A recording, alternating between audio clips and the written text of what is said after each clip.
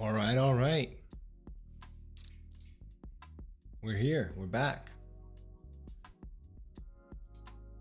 Back with an evening stream. Gotta make sure I'm live everywhere.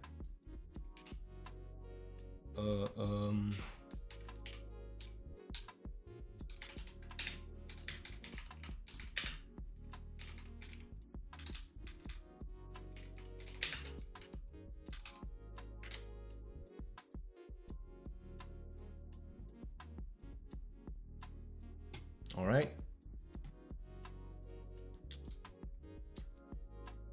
Most of today's stream we'll just be getting in here and working on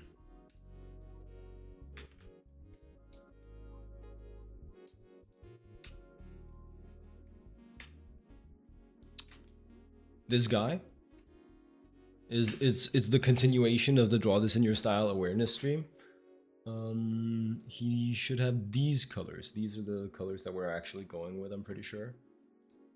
And these are fun too. I don't mind those. But this is the color scheme we're going with. And I'm going to be trying a little bit of like a hybrid workflow, I think. I'd like to quite quickly merge the lines into the colors and then start sort of painting. The big question on my mind is how quickly I want this merging to happen.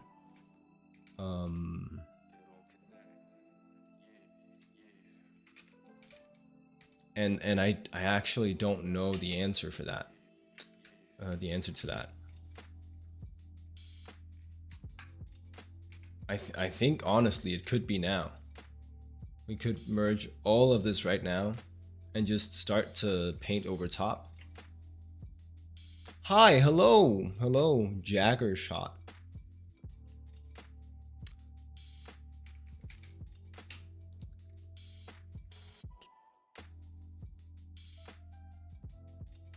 Yeah, we could just merge everything at this point and then just start painting from here.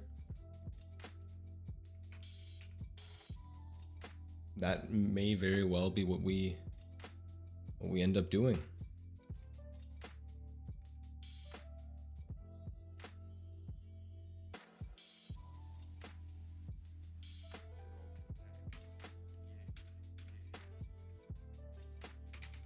It's a process that I've seen recently and that I really like because it puts more of an emphasis on shape.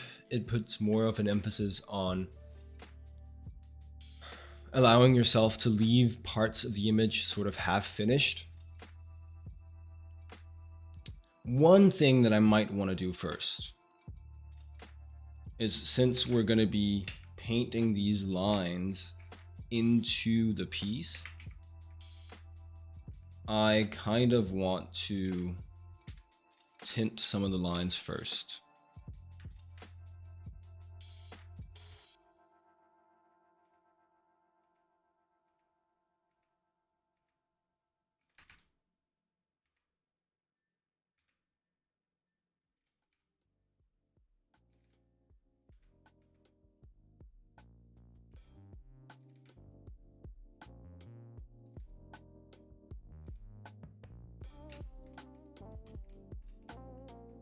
Because any black we leave and don't tint, we'll have to paint over,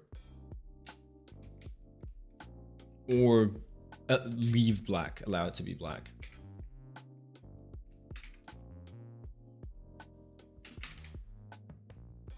I think in general, just softening the color a little bit from the get is a good idea. Color of the lines.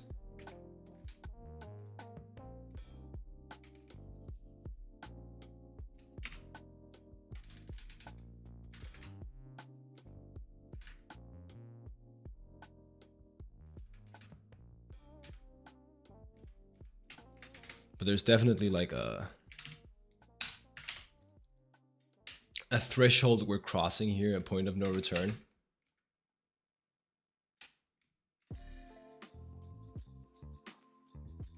So I'm versioning out the file so that I have both.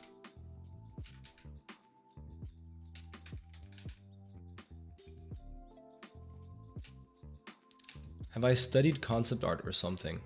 I didn't attend a school that, well, okay, there was a little bit of concept art in my education. But my school was not a concept art school. It was an animation and 3D school. I was on the 3D line of studies. you do a little bit of concept art. It's called the animation workshop. You do a little bit of concept art there to base your like 3D project off of.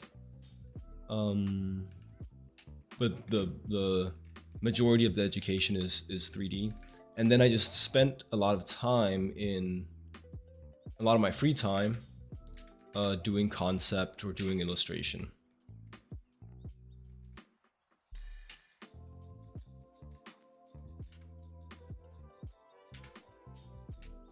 So a lot of this stuff is self-taught or like self-studied.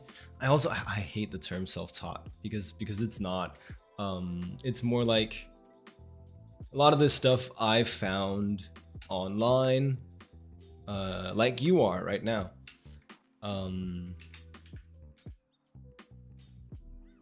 Though some of it I was actually taught in school.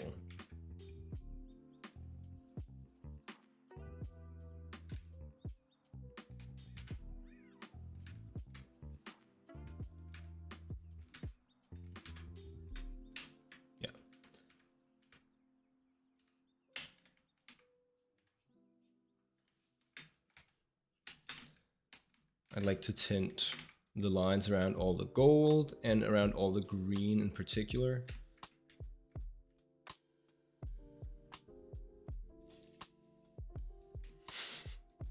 Sucor announcing themselves with an emote. Nice. You think we can improve more on our own? Yeah, I mean, all the tools are out there. But we have to search for it. Yeah, almost not anymore, right? All the information is out there. It's more like you have to find someone who can direct you to the right information at the right time. I think that's the biggest challenge, right?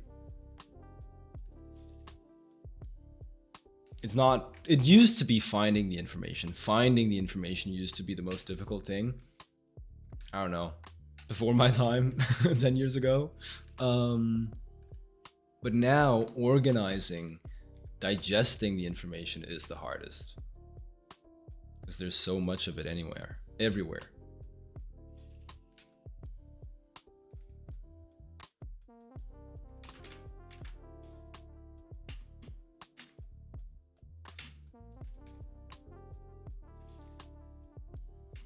I think a good school is really good for that, is really good for helping you discover and digest the information at the right point in time.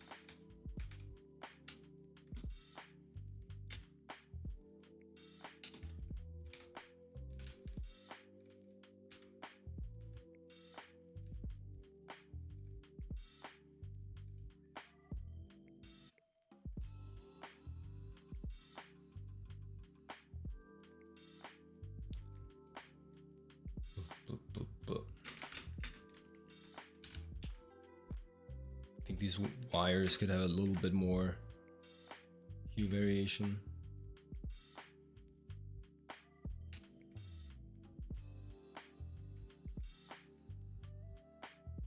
Sorry, just variation in color instead of all being the same color.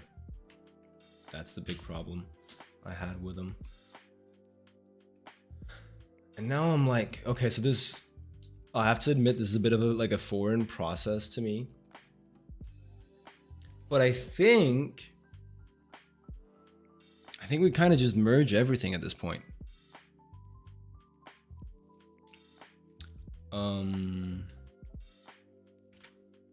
Yeah. So I guess this is where I'd version up.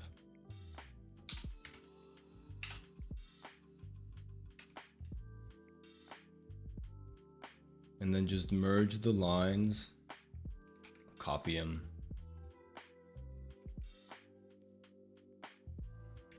Merge them down onto the colors.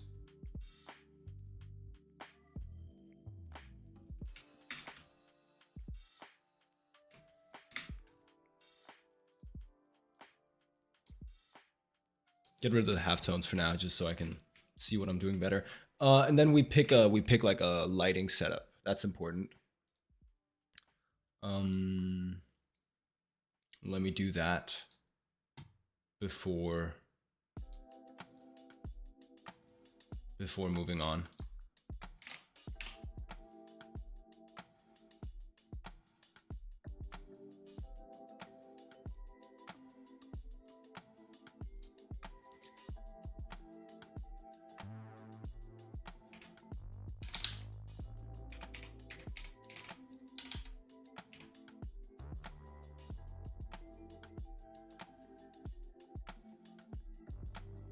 Looking for something simple.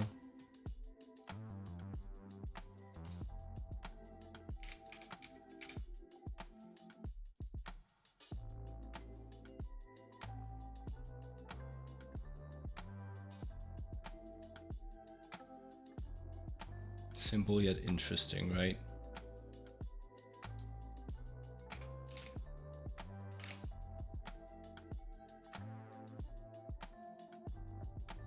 I'm just looking at some artists that I admire to see what they typically do for like a piece like this, which is, it's just going to be like a white background character piece.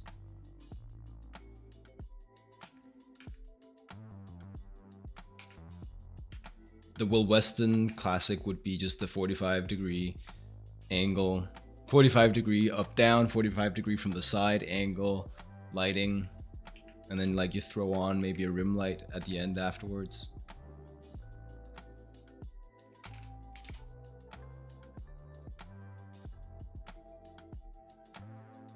Oh, you know what? Okay. But I think we're not going to do that. I think we're not going to do that.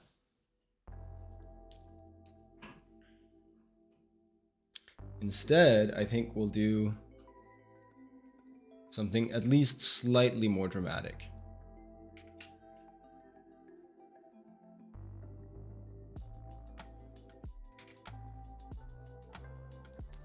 I'm thinking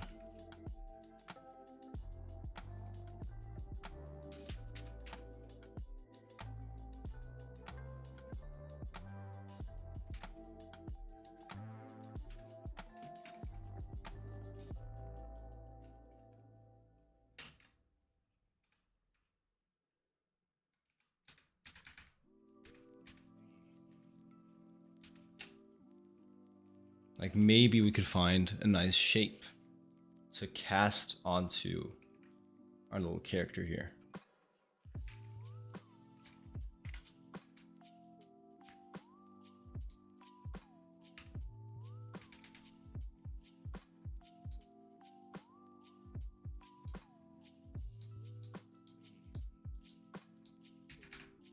Been wanting to try that for a while. Instead of like letting it all be having every single part of the character be in the same lighting and rendered to the same degree.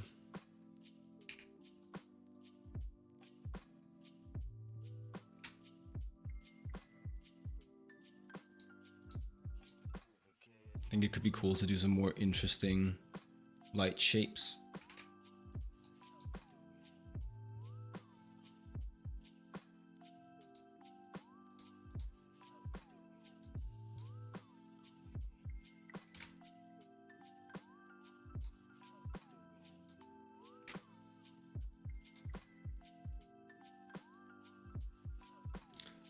So let's think about this a little bit like an illustration.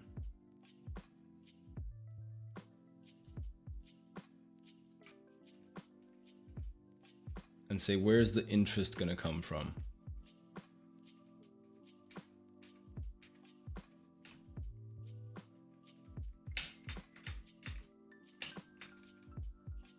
I think something that could be cool.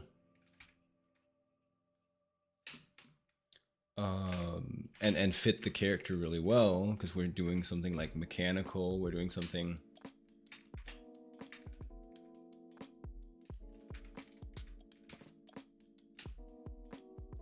like super or extra human. Like he's not just a guy, it's very important that he's like a cyborg.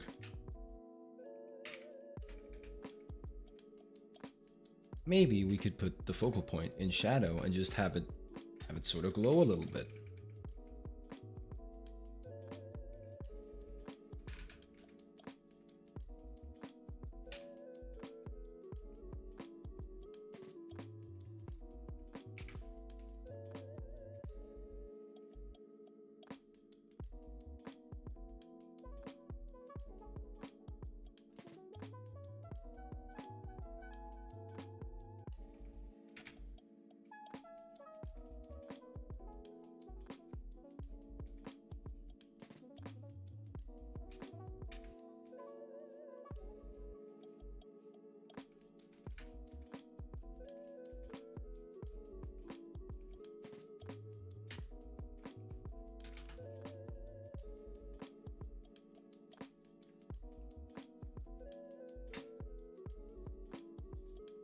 Only thing is, then I'm like, well, where do I want the light shape?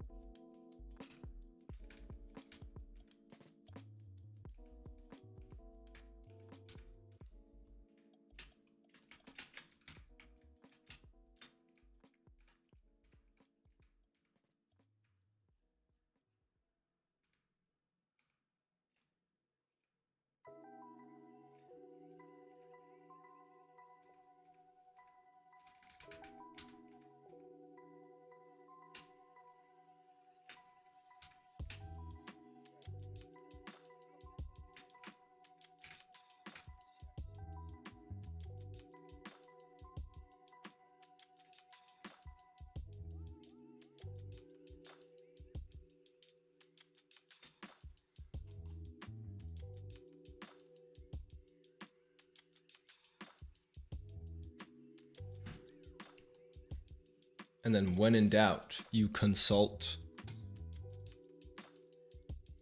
artists that know what they're doing.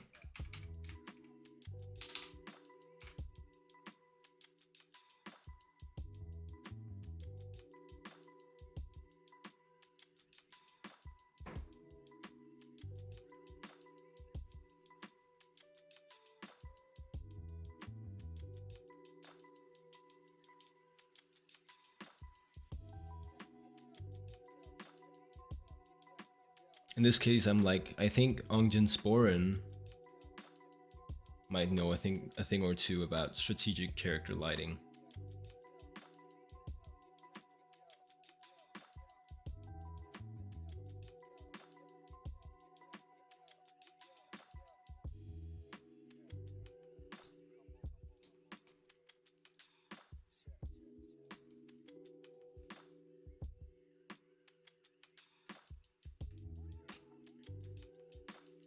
Alright, so I think this is the idea.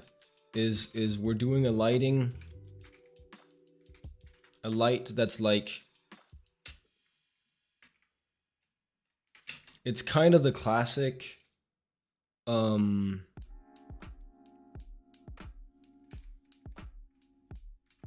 of the classic 45 degrees up and to the left. That's our light direction. But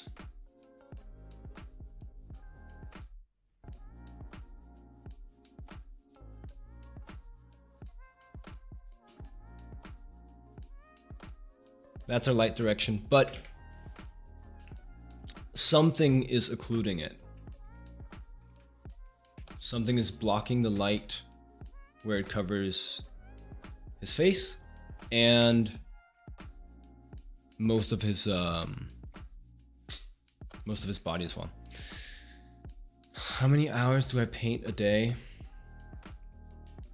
That's a tricky question for several reasons. Oh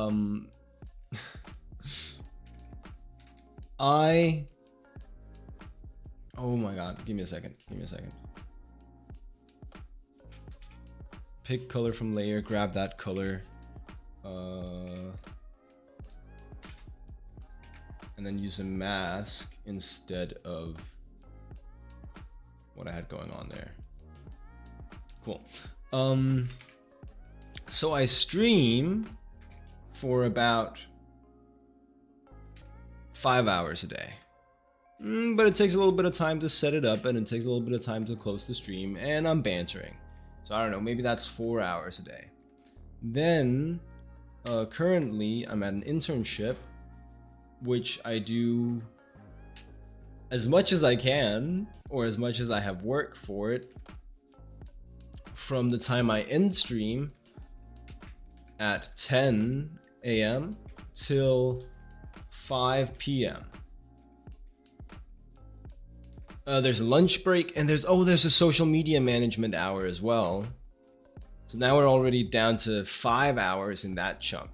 So 4 hours while streaming, I'm either drawing or painting.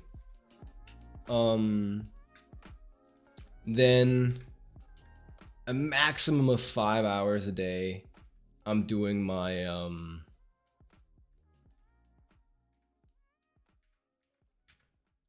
my internship stuff there, because there's lunch and there's social media. Then there's breaks, and I take breaks, so maybe that's 4 hours rather than 5. So it probably shakes out to about 8 hours a day of actual work time. That's drawing or painting. It's different kinds of projects.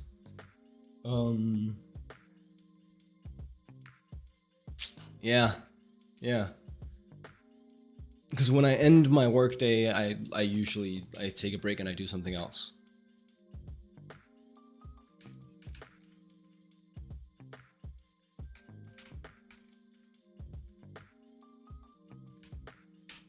About 8 hours, I think. It's a lower figure than I would really want.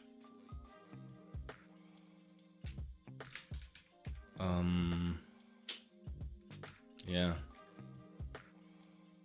And it's often even lower than that. Today I just had a tired day, and I had like a Discord call with like a friend. So today I think I'm just on the 4 from the stream. Yeah. We have to eat. So the good day is 8 hours of work.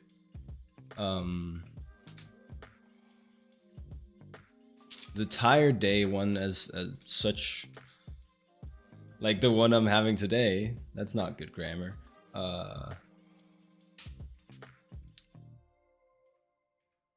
Is maybe 4 hours.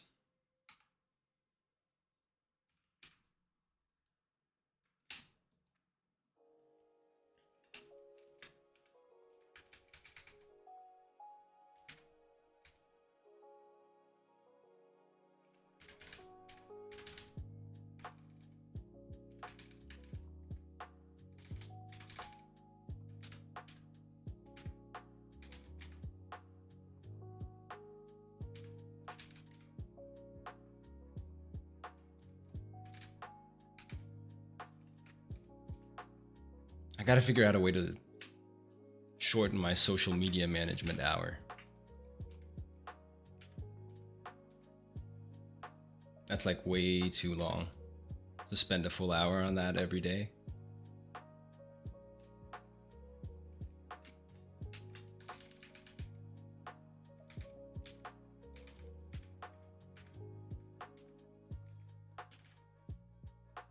Let's just simplify. Let's throw all this into shadow.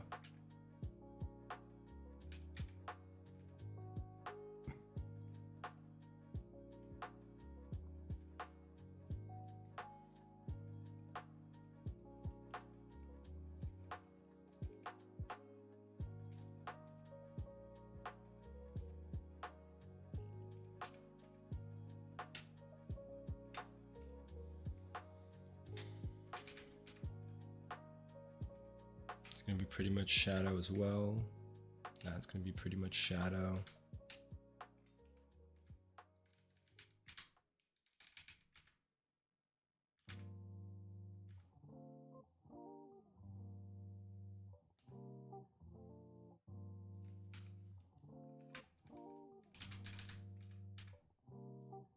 By the way, about social media, your tour.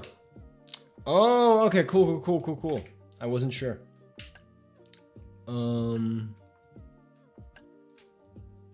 Let's take a moment to look at your guy. I have him here. He's not very high resolution. This is like, give me a second.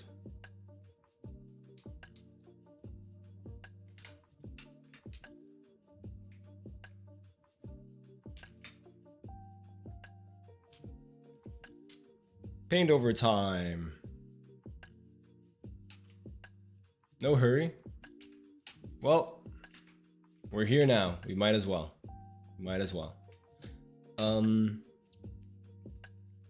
So there's a lot of different ways you could go with this critique.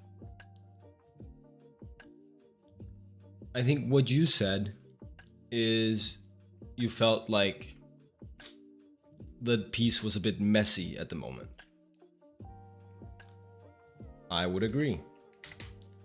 And I think it's mainly a question of how you're handling your lighting.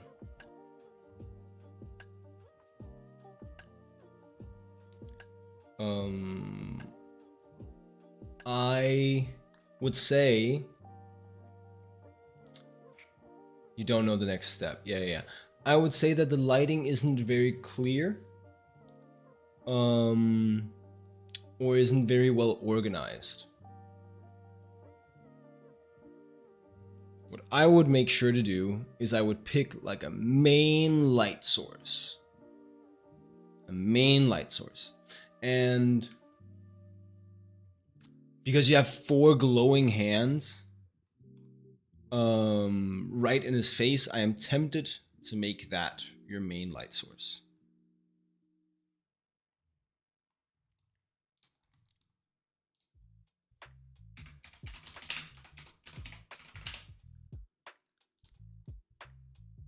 Okay, let's go with that for now. It might not be the emotional read you want. I think like he's supposed to be like a cool, intimidating guy, right? So I think that'll work quite well for that. Anyway, I just brought up an image of what we'd call badger lighting. It is dubbed thusly because when you have 2, and this is like your lighting setup, when you have a light source on either side of a face, you get these white stripes and these dark stripes across the face, right? Therefore, badger lighting. Your first idea was the light comes from the floor, but it wasn't a good idea. I would maybe recommend using either the floor or the sky as your secondary light source. Yo, hi. Draco 1 Ray. Hello. We're doing a quick paint over right now. We're not doing the advertised my own draw this in your style, but we'll get back to that in a little bit. Draco's fine. You saw me from Instagram. Well, glad you could join. Anyway, so I would recommend maybe going for a badger lighting for this guy, and that's your primary light source, and then we'll talk about secondary light source. You could do floor, or you could do skylight. I might do skylight. I also think that you have some contrast to gain from making your sky a different color than your primary light source. So right now you said you wanted a sunset. And you could change the primary light source to work better with the sunset, or we could change the sunset to work better with the primary light source. I'm just gonna do one of them right now. And how I would do that is I might change your time of day to be night.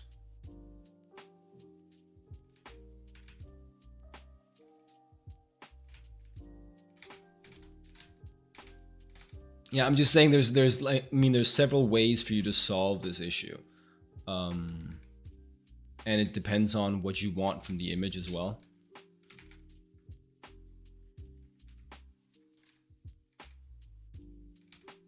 But I think this could be interesting because I'm introducing some warm, cool contrast in your image, right? The night sky versus his light. What I also might do actually is just then you have to change the entire background, right? Because this does not look like a background lit by a night sky. It looks a bit like a very brightly lit background. So we'll change that as well to fit with the new direction, the new idea.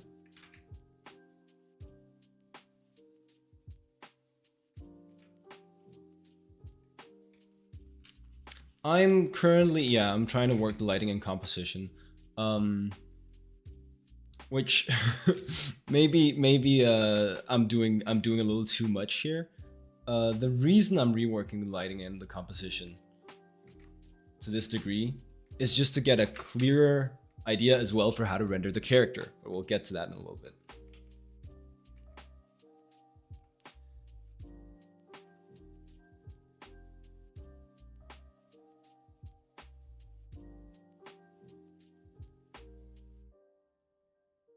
Oh, sorry, not the adjustment I wanted to do.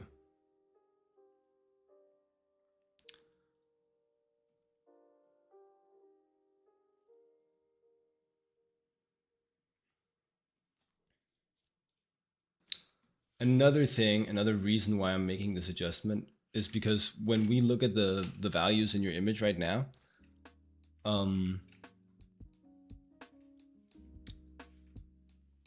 getting like mid-tone here,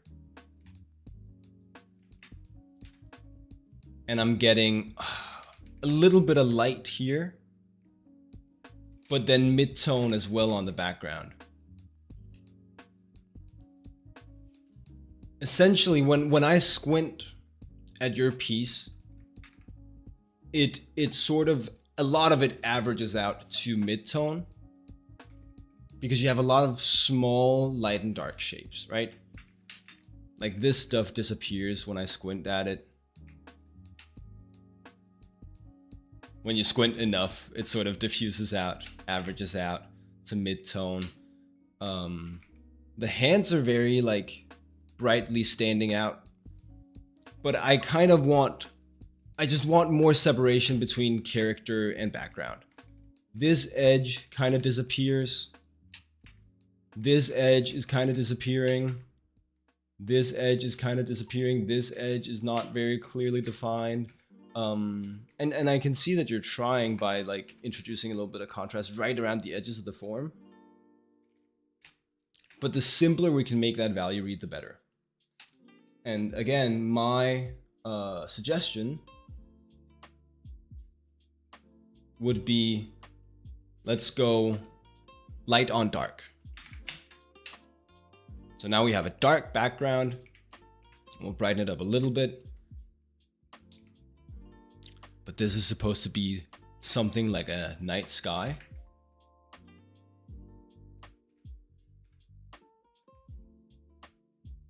Dark now, it's a little mid-tone. And now we can come in with your primary light source, this fire here, and we'd brighten up. Use these badger shapes that are so nice and clear.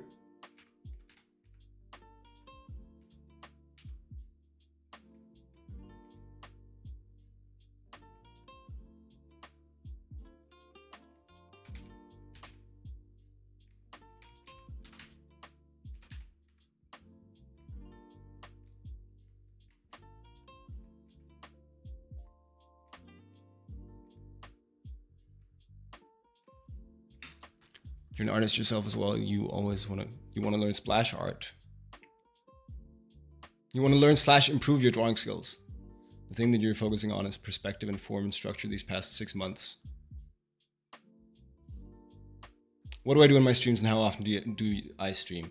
I typically don't do paintovers like this. I typically do, in the mornings I'll do studies, often anatomy, figures, hands, faces, stuff like that.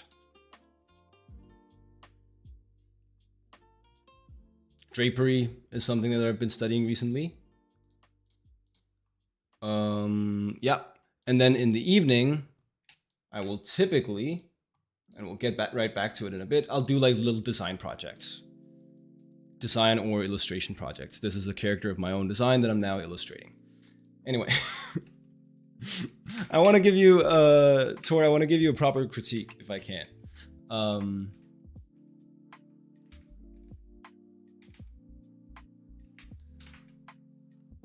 I'm trying to clarify and simplify some of these shapes.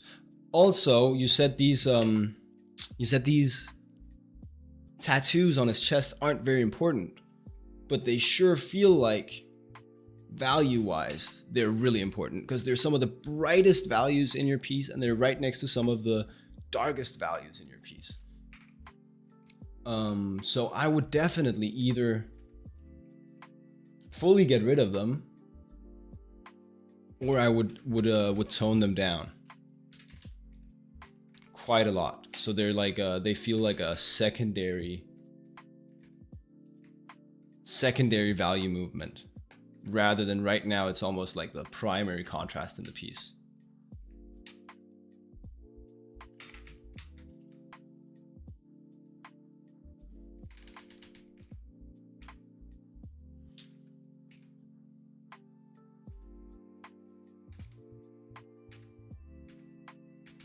The pant leg all of a sudden gets like a clearer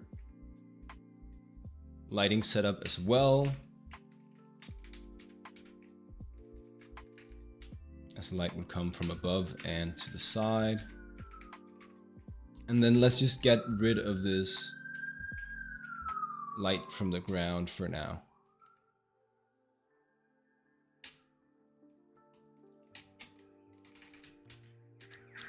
Everything I'm doing here, I'm doing to try to simplify the statements in your piece.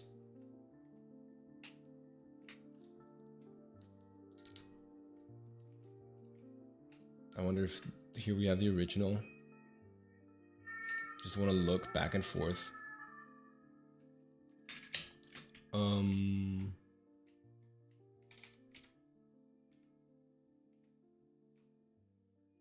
see here. Everything would sort of darken towards the inside of his form and brighten towards the outside. I like this anatomy detailing you've got going on down here. It just contributed as well a little bit to the mess.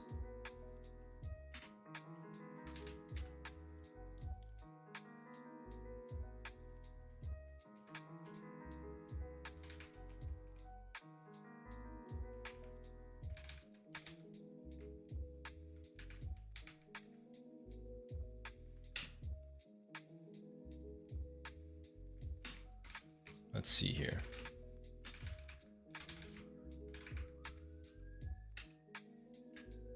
I'm making big sweeping changes. And the tattoos shine too much for sure.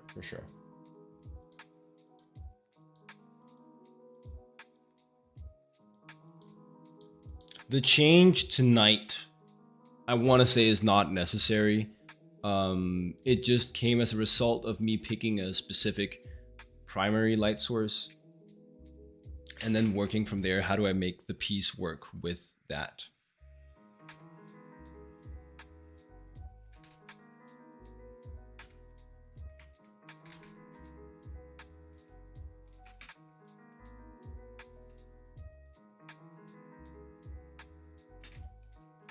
I still want to darken these pants. I think they're drawing too much focus right now, and could fit better with the new nighttime idea.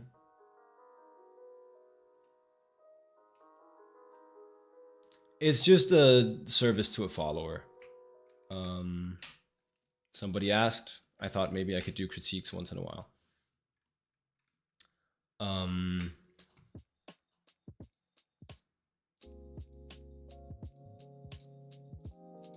So this feels like a very messy paint over to me, but what I do think we're doing an okay job of is clarifying the lighting scenario, and that's my biggest point. You don't have to do it the way I did it at all, but the mess that you described and that I saw in your original piece, I think came from an undefined lighting scenario.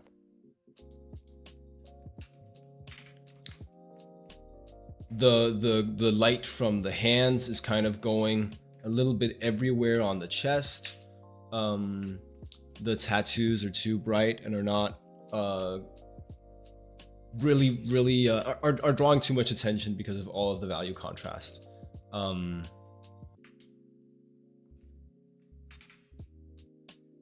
While it's a messy paint over, while not everything is solved,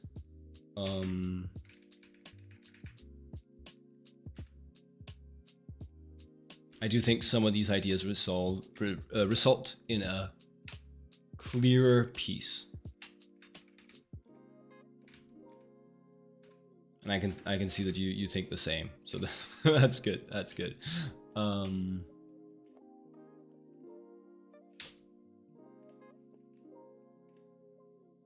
Right.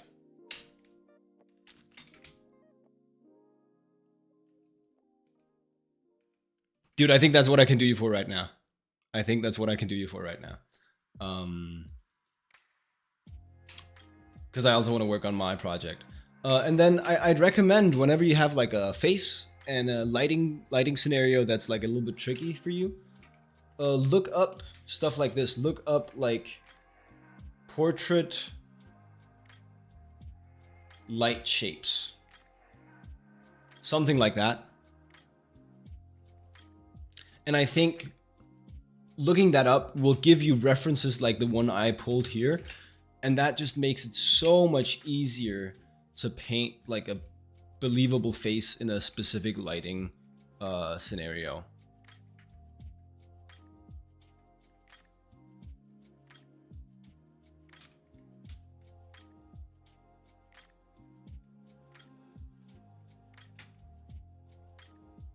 Anyway, I always wish I could do a better job of a paint over like this.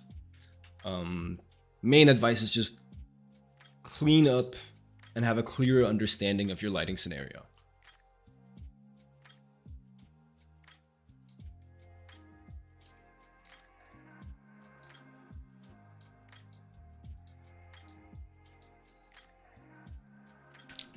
I should have also like pulled these tattoos down just a little bit in value.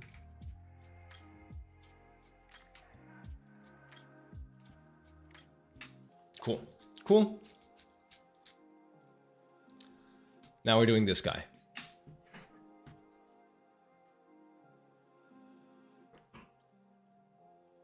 And well, the problem that I'm addressing right now is like yours. I'm trying to find a clear understanding of what is my lighting going to be like.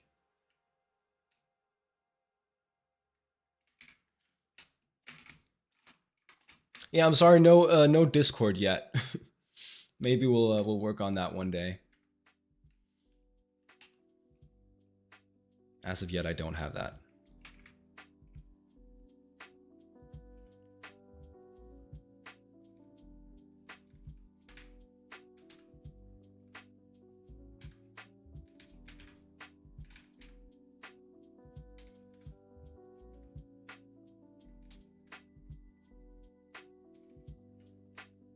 You have another question. Well, hit me up. How recent am I? How old am I? That's a funny way of putting that. I'm 23. I'm 23 years old.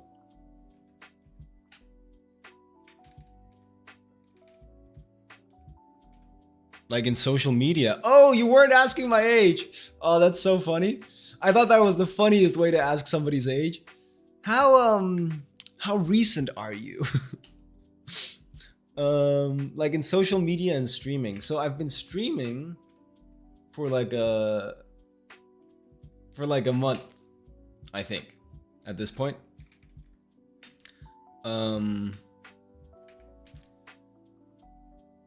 Drawing and posting drawings, man, that's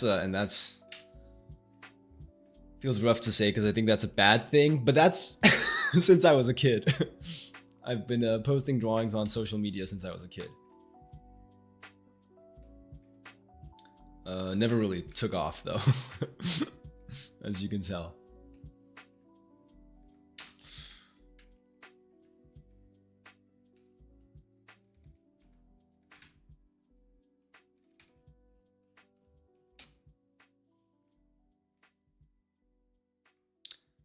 Cool.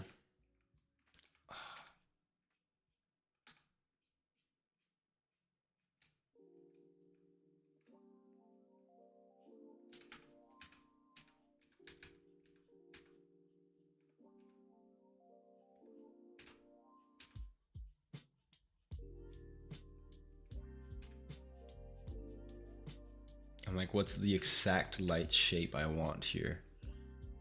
Having a little bit of trouble figuring it out. I think it's something like this. Why is it why what? Sorry. I missed that one. Also, you like the structure of this one. Thank you.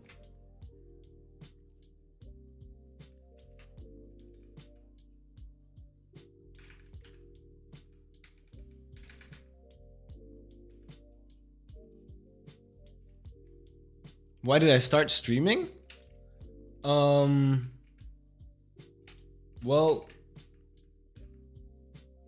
it's dude, it's like a business decision. I'd like to make money off it. I think I can. So I'd like to try.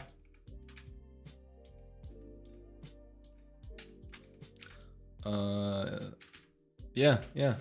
It's gonna take some time, obviously, to get it going.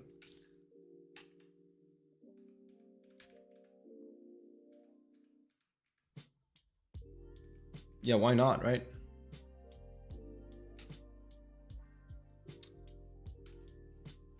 Okay.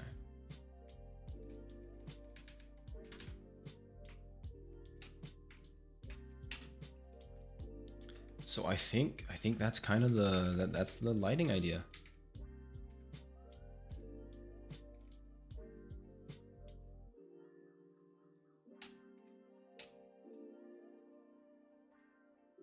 No, oh, I wanted to share my art and be connected. Yeah, nah. Like in that sense, I'm fine with just like doing my art for me. Maybe showing it to my friends, that's fun. But it's also, I mean, you know, if you want to find, you know, why there aren't like art streamers on Twitch or YouTube, there are. Not a lot of big ones, but there are plenty of art streamers, and there are some big ones. If you want to find like a moment of sweetness in the motivation, or like something pseudo touching, it would be that, you know, oh, art's my passion, it's what I want to do for work. Streaming could be a way of doing that for work, right?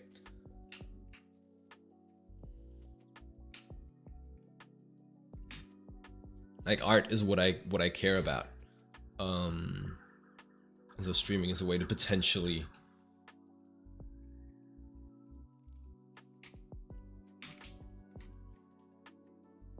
make it my job.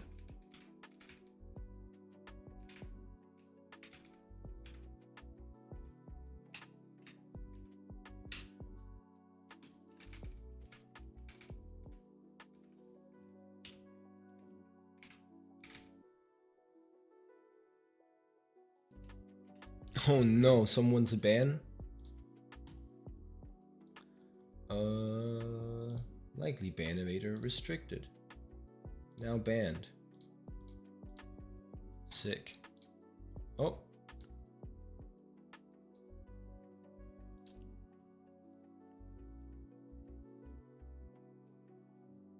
Just let the algorithm get to me then.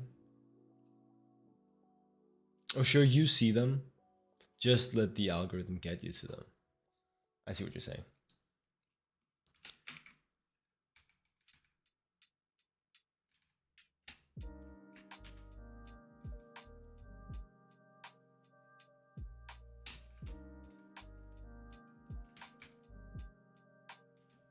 So this is a big commercial for my draw this in your style that I'm doing. This is an awareness stream for my draw this in your style that I'm doing.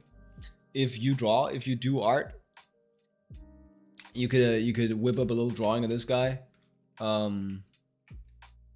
This is the character in his original form. Whip up a little drawing of this guy, and if you're part of the top 5, I will draw you a commission on stream.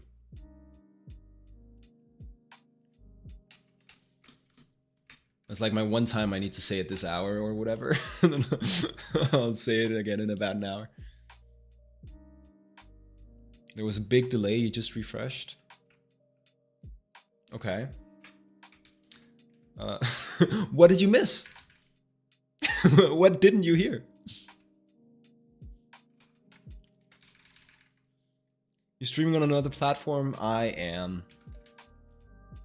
Does it feel like that's negatively impacting the Twitch stream?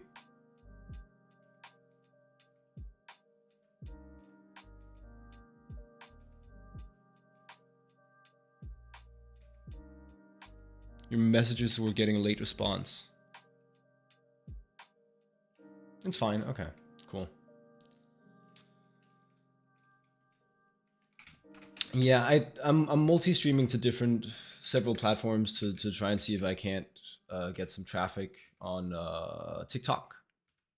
Is the main one that might make me compromise, because I'm also multi-streaming to YouTube, but I can do that through my just my regular old streaming software. But TikTok will only let me stream to it from my desktop if I use their specific software.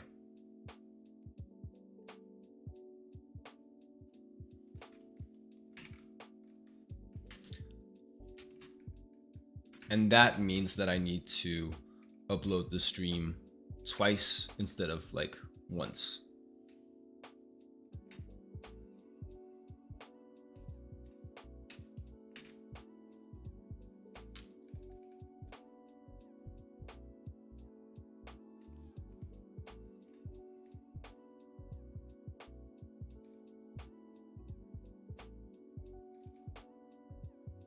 Which may cause performance issues. Yeah. Yeah.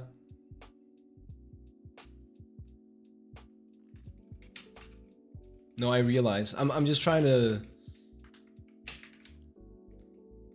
figure out how big that problem is.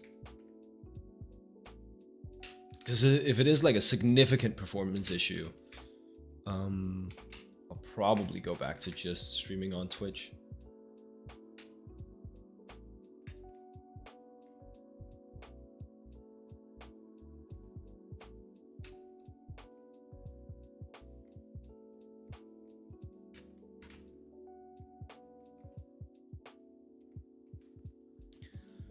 Okay, give me a second. I think we just keep working on one layer. Like merge down the shadow at this point and then just keep working like that.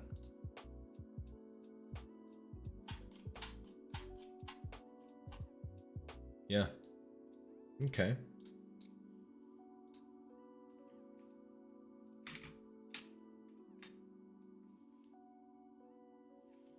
Do I believe these shadows?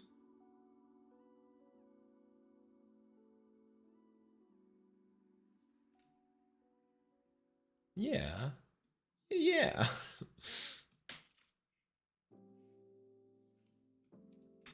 I'm going to merge them anyway.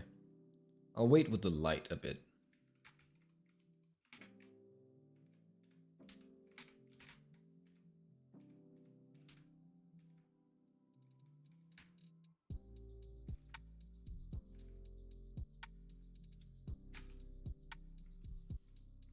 What's the lore behind this guy? Oh, we're still figuring it out. I could use your help. I could use your help figuring it out. So he's some sort of cybernetic artist. We know this much. We know he likes breakdance and skating and all things street culture. Let's just do like a secondary cold light source from the top, right? Is that not what makes the most sense? I think it is. He likes breakdancing and street culture and skating. Or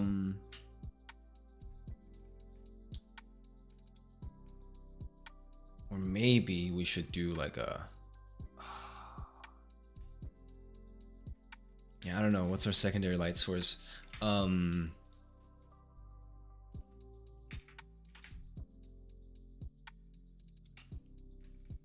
Could do like a low light. Maybe that's cooler.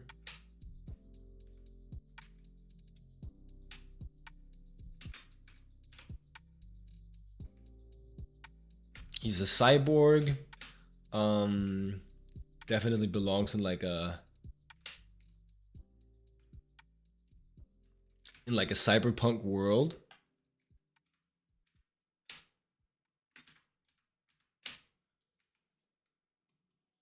Definitely used to be human. I think we know that much as well.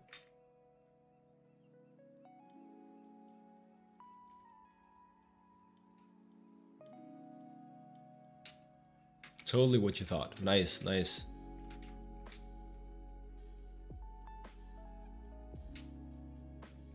Yeah, we're gonna do a low light.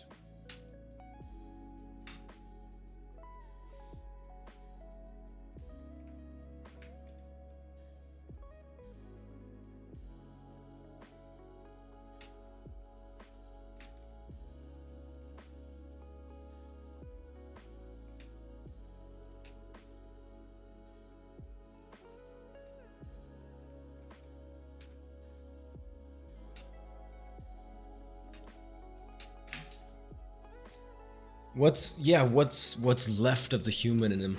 His spirit, his love for the craft, his love for art, his rebellious chutzpah, his gumption, his moxie is left.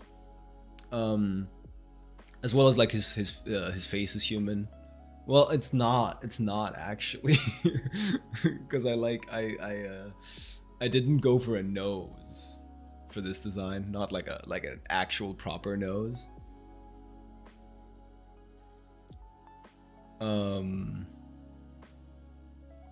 His left hand is still human. He's flipped for you guys. Well, he's flipped right now, but there you go. Left hand is still human. I think the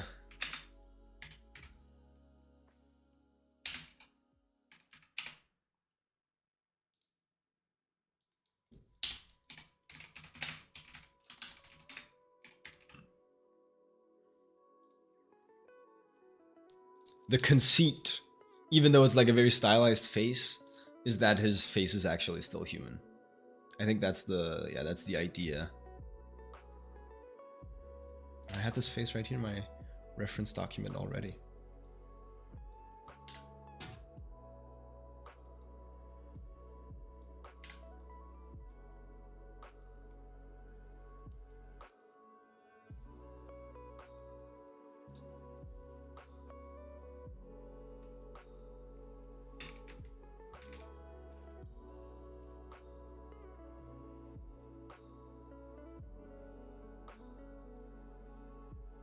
It was a trend to over-replace the human parts to better ones.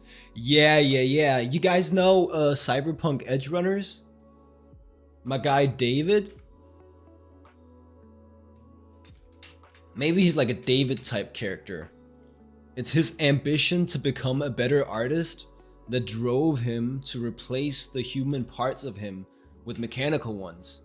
Because somehow, like, oh, he can make a bigger graffiti if he has if he has a graffiti arm cannon, he can do more graffiti. He can like if he replaces all his organs with cyber tech, he doesn't have to sleep, and so he can stay up late doing more graffiti. And so his hubris and his ambition pushes him to abandon the human in him all for the graffiti. Yeah.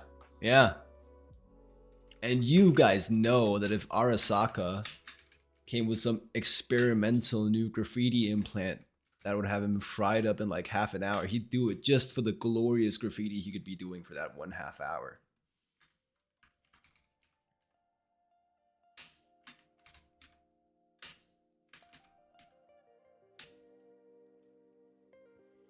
I think we found our narrative.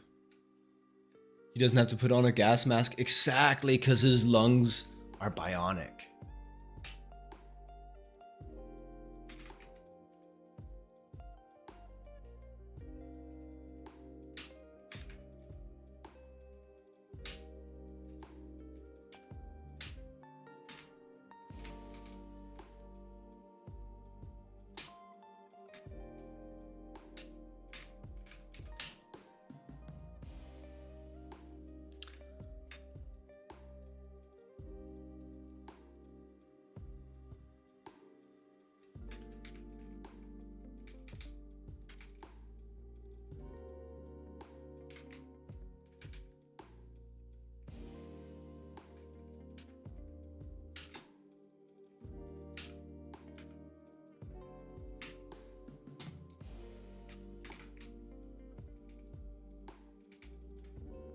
Spending a little bit of time on the face here, but it's important. It's important.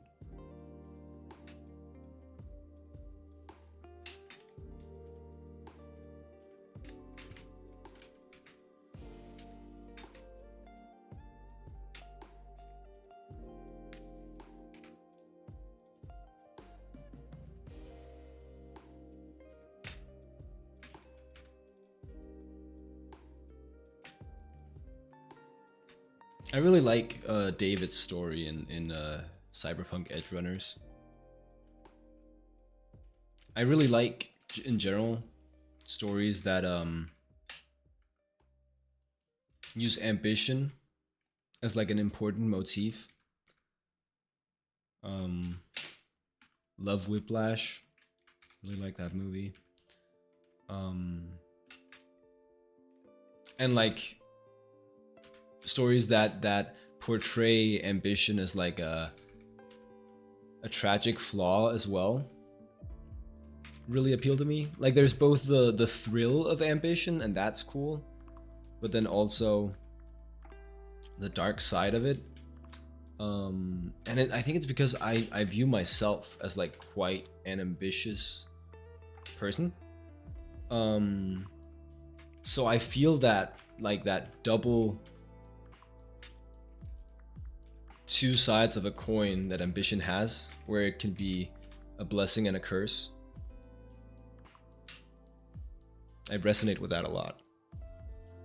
This guy will die at the end. That must be what's gonna happen. Or like maybe I don't know how it ends, because I don't think it's just death. Maybe it's like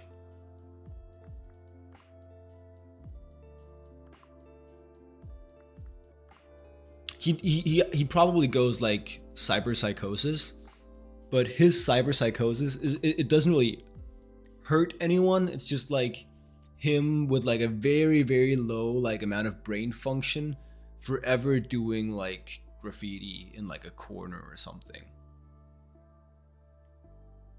Could be that. It could be like a Sema Blue sort of thing is kind of what I'm thinking.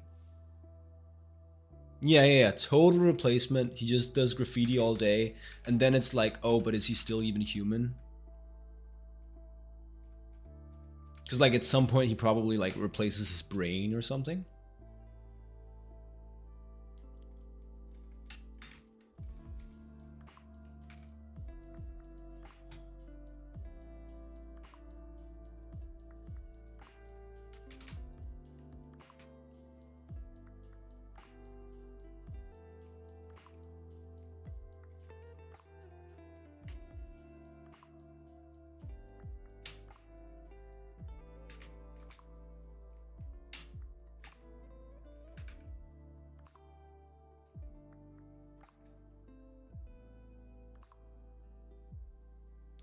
Netflix said there's going to be a second part.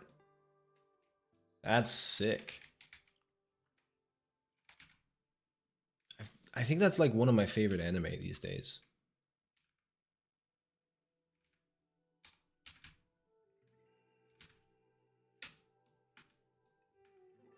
Yeah, the thing is, Seema Blue though thematically makes so much sense because he's going like back to his roots, and it's actually kind of like a good thing. It's like a liberation from overthinking.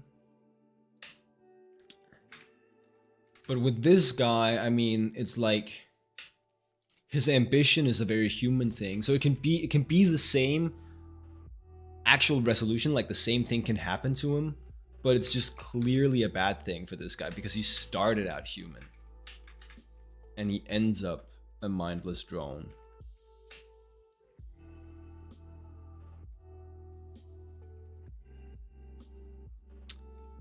Cool.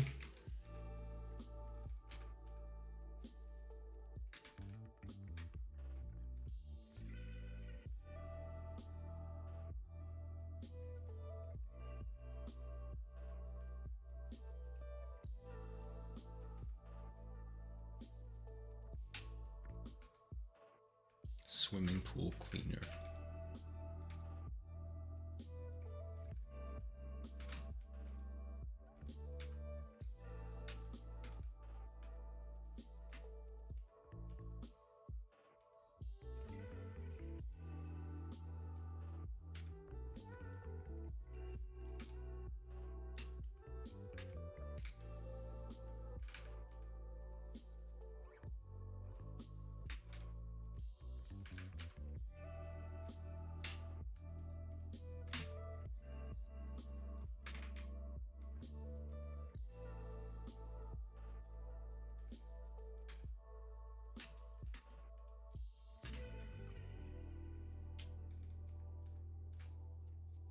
Cold light from below. That's what we're doing.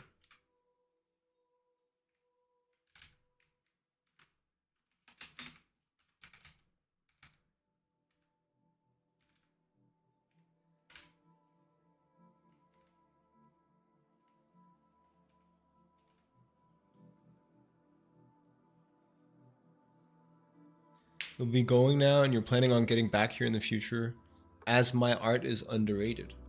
Hopefully your presence will boost it up. Kind words, kind words. Yeah. Come by anytime.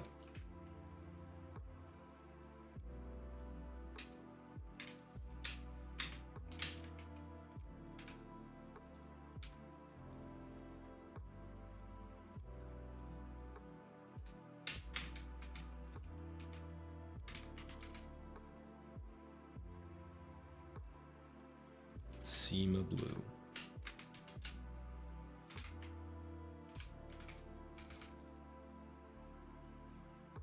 Okay, so we're going more detailed here in the focal point than we will be for like the rest of the character. Like for most of him, it's gonna be like this dance of like how little render can we do before it like feels finished.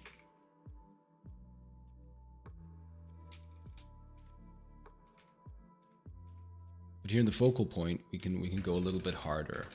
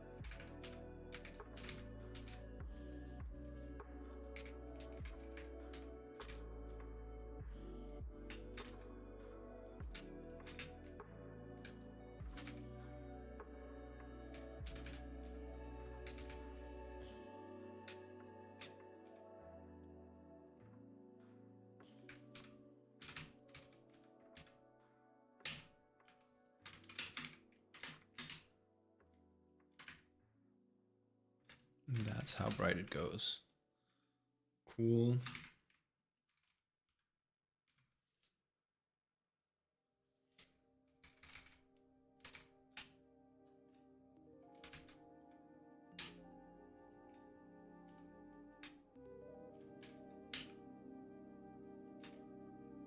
Does that feel metal? Does that feel metallic? I'd say so. Just about.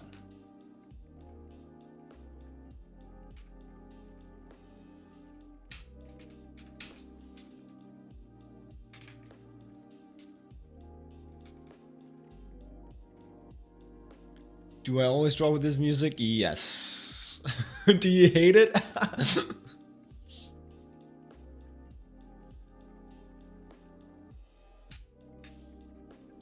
It's gotta be royalty free, man. Or it's gotta be I need to have permission to play it. Is the thing. Too calm. Yeah. Yeah. The other thing I could do is just stop saving my vlogs. Or there's supposed to be a way where you can like do like a separate audio track.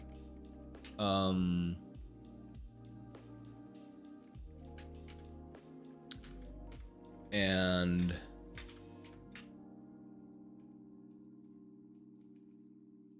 no, but is like too calm. Okay, you don't hate it. That's good. That's good.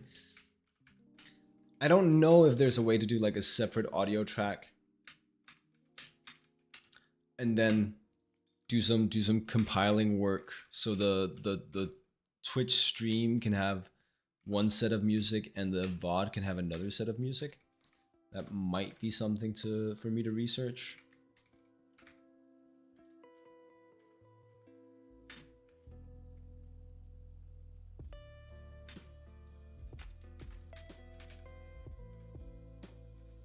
Early on, we had some streams with some rap, but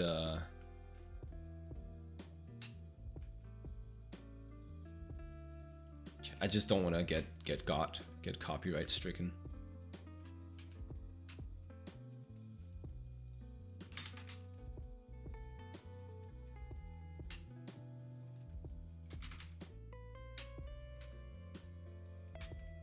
It's kind of fine. I don't need to touch that anymore.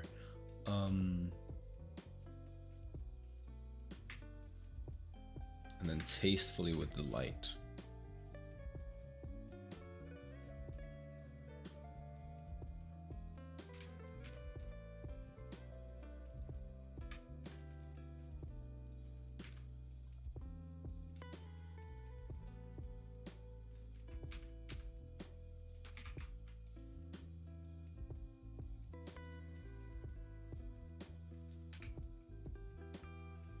No problem. But when you draw with this music, it usually makes you lazy. Oh. I don't think I have that problem. I think, if anything, if the music is not too distracting, I might be more likely to like lock in.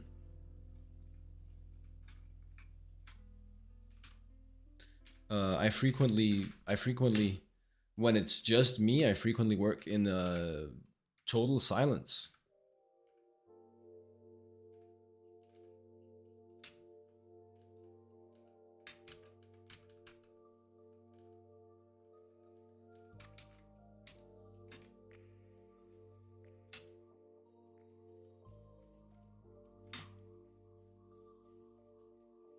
Yeah, you understand? Sick.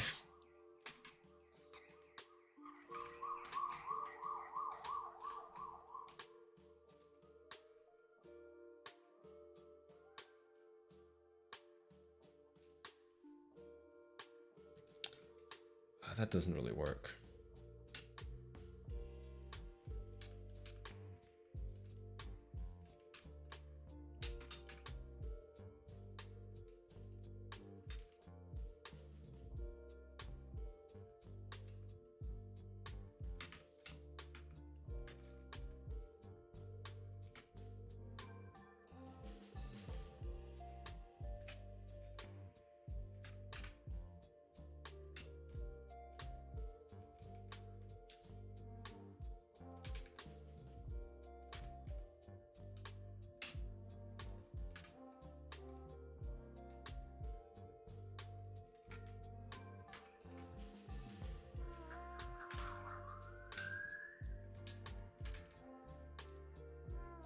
You can't draw in silence? No, I mean, so how I see it is it makes it harder to get started. But once you're rolling, drawing in silence, I mean, I get on a roll.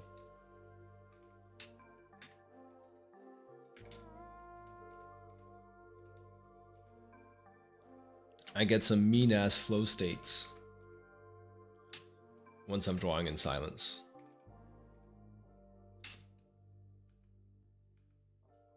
But getting started is tough. Getting going is tough.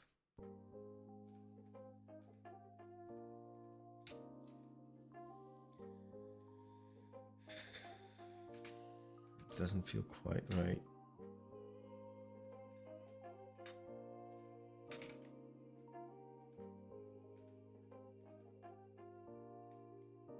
I think he's got like a little bit too much cheek there.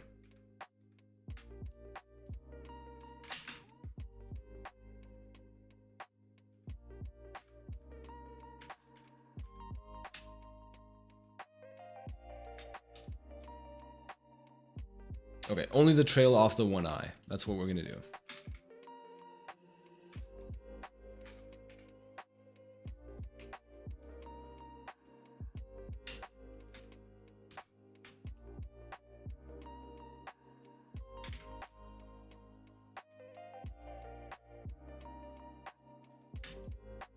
I think that works decently well.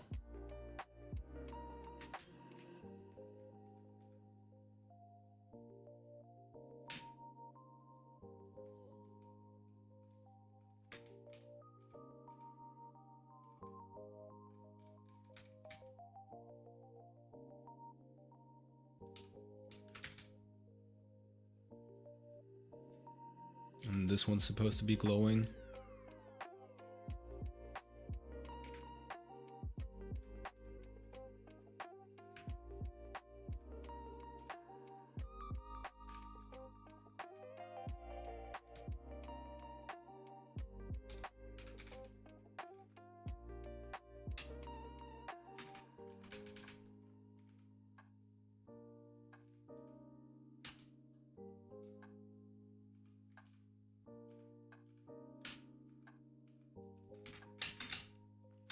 Hit me with the yellow color. Get some of that in there too.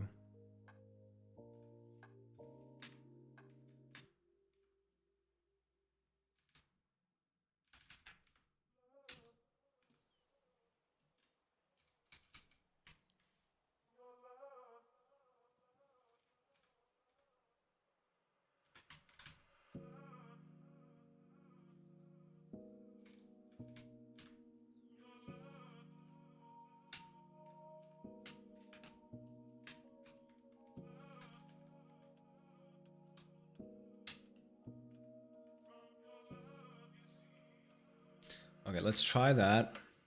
See how it works when we paint more of the surroundings.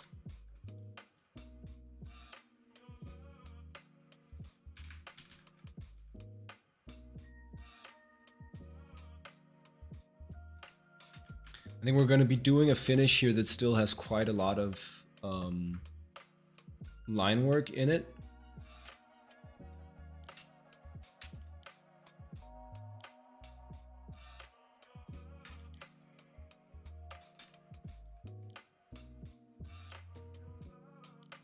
Maybe just because I don't like rendering too much.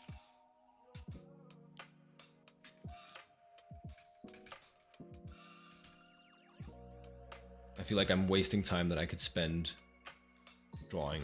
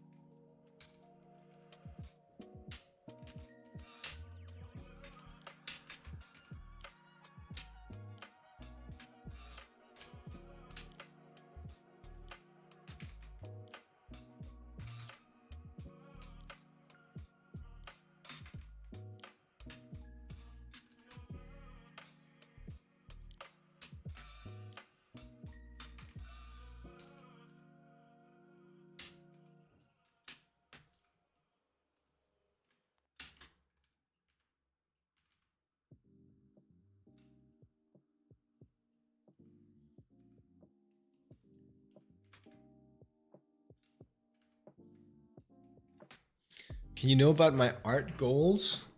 Yeah, they're not super duper defined. The most immediate one, which, hey, we might be close to getting there. We'll see. The most immediate one is make a living off my art. Yeah, kind of the most important one. But it's like a sub goal because it's a means to an end. The point to making a living off of my art is then I can draw a lot. And the point to drawing a lot is kind of just to like reach as far as I can. Essentially, I'd like to be able to draw anything I want from imagination. Like that's the ultimate goal, right? And that's just always going to be there as a goalpost. I don't imagine that I'll ever really reach that. Like draw anything that I want in the way that I want to draw it from imagination. That's crazy. That's crazy talk. But the goal then quite quickly becomes, well, I'll just reach absolutely as far as I can towards that goal within the amount of time I have available, within the amount of years I possibly have on this earth to pursue that goal.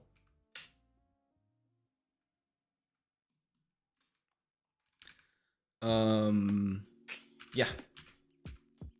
Get as far towards the idea of being able to draw whatever I want in the way that I want to draw it from imagination. Get as far as possible towards that goal. That's the idea.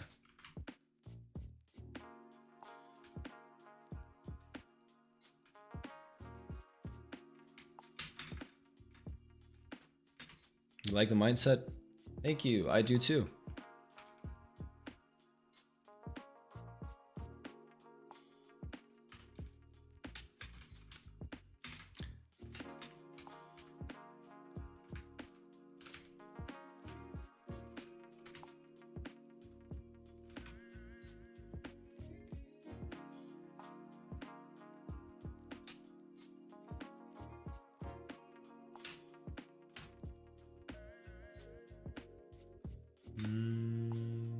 That doesn't really work.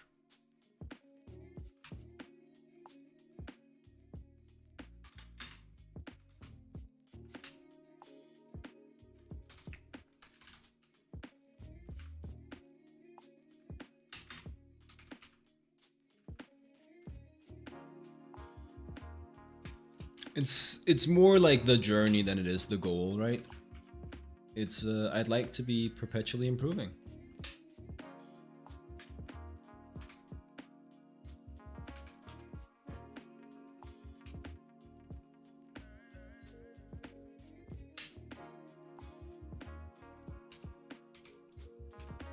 I'd like to be 1% better than yesterday every single day, and then see that how far that takes me.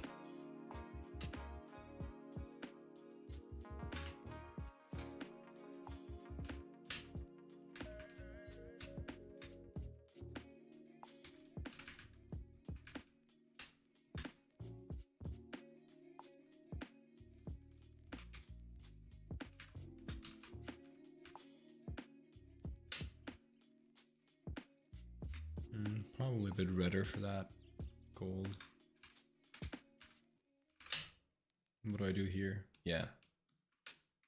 Quite a red gold.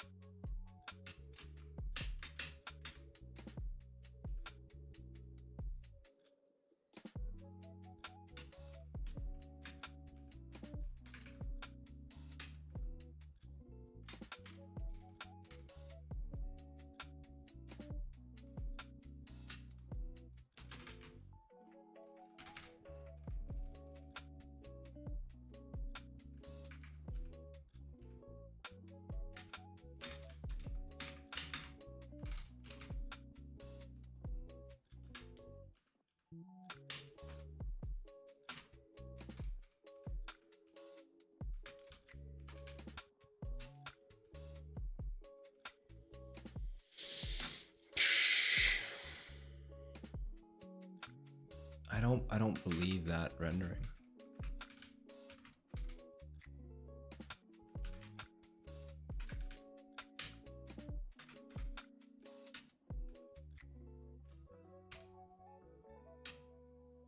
It's a lot closer.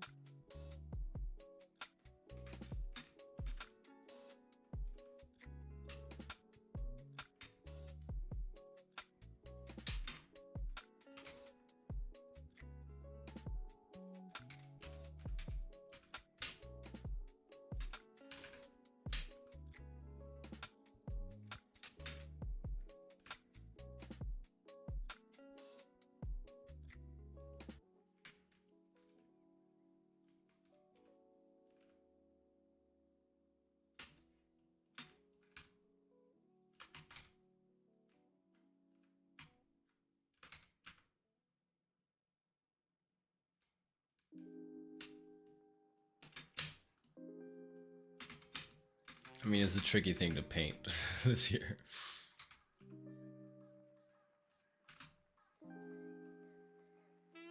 One that I clearly don't know how to paint.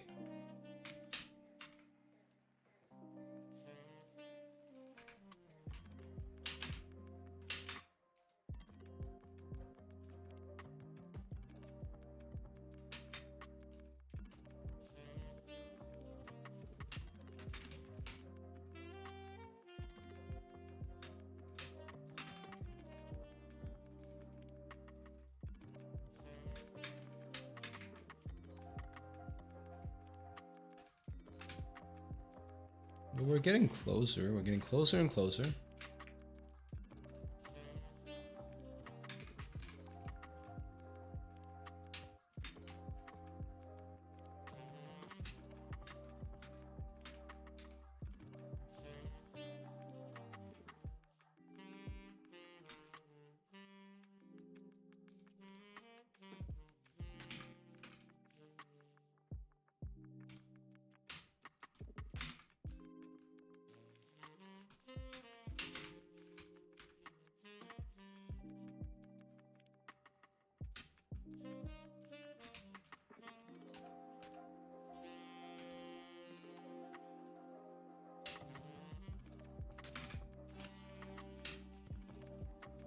Like a golden orb with like disc-shaped extrusions on it.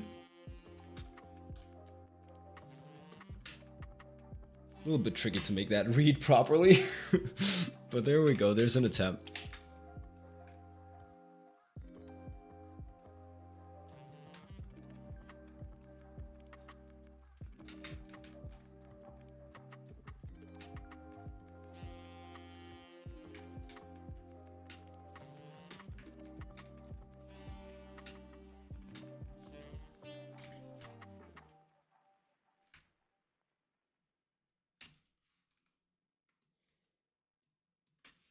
Not a lot of metal-y rendering that I need to do for this piece.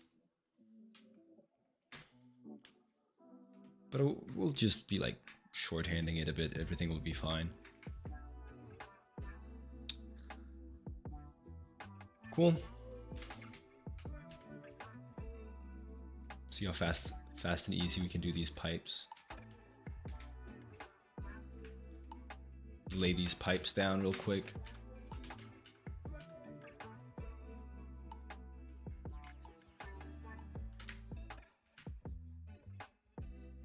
They call him the pipe layer.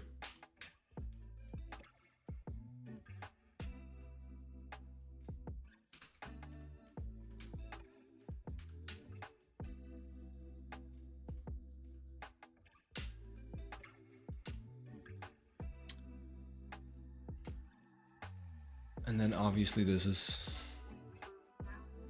wrong because you wouldn't receive that much light.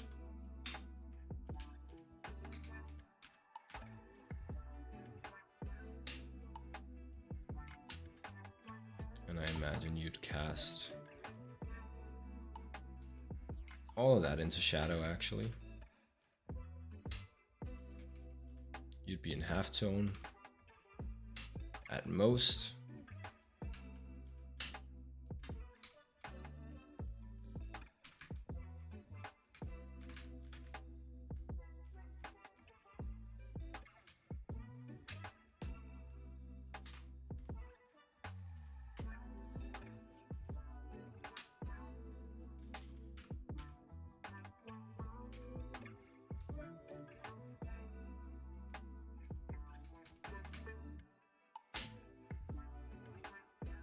Oh, wait. Yeah, that's totally true. That geometry was completely whack. And it kind of still is. Give me a second.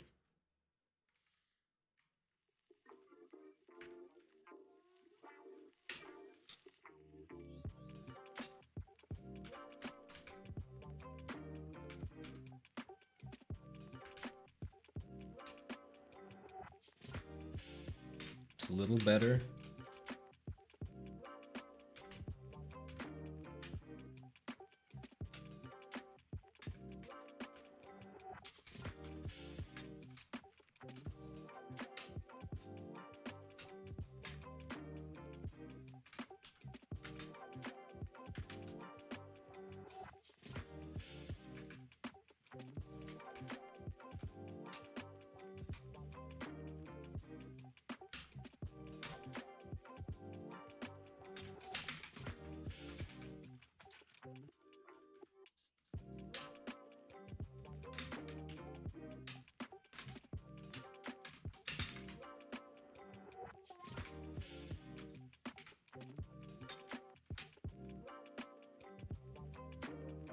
Yeah, it's a little better. It's not a lot better.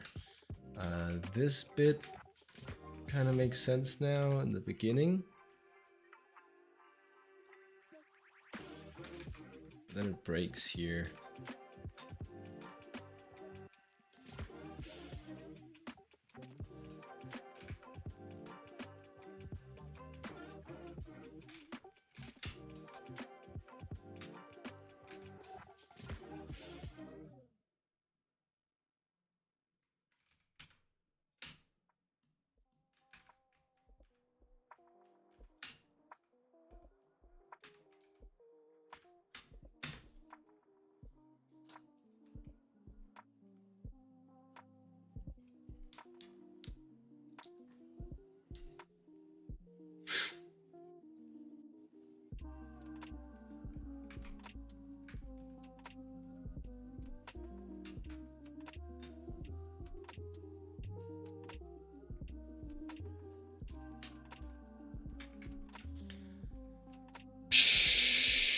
Okay. Reset, reset.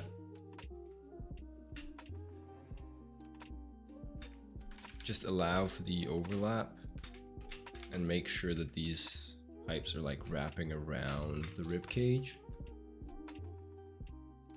It's kind of fine. It's kind of good enough.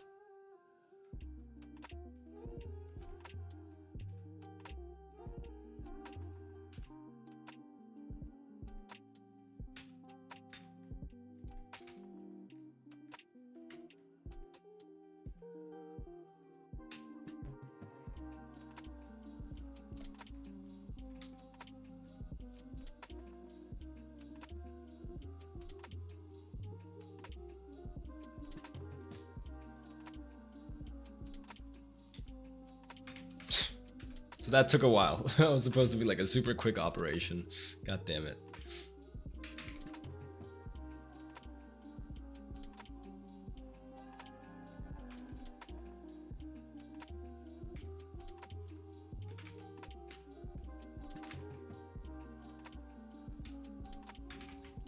Well, shit happens.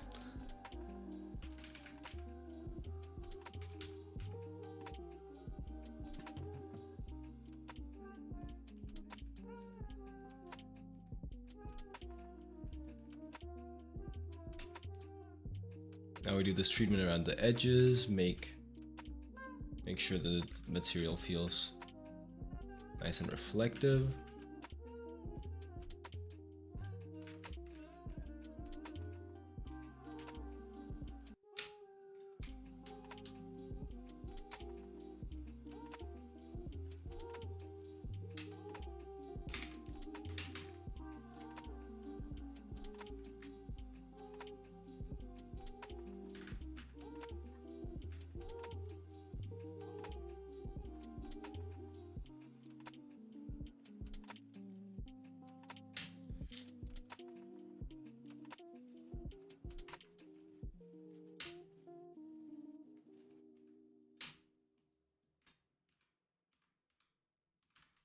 And apply a bit of texture. But then we're gonna leave it.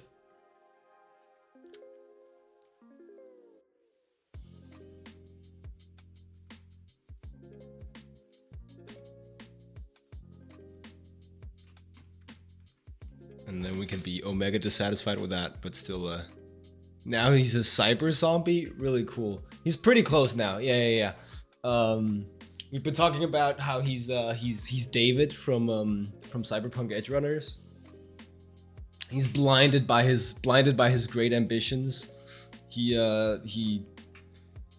replaced his body with just too many implants. Because he wanted to do great graffiti. And now he's here.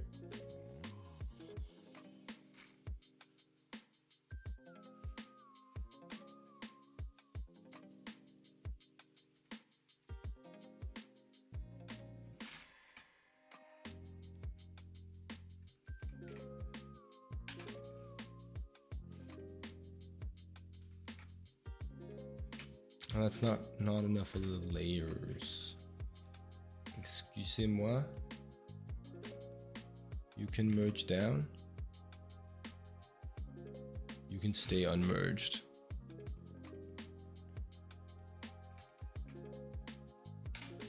But of course, in your version of the draw this in your style that you're working on and doing right now, he doesn't have to be a cyber zombie. Just because he is in my version.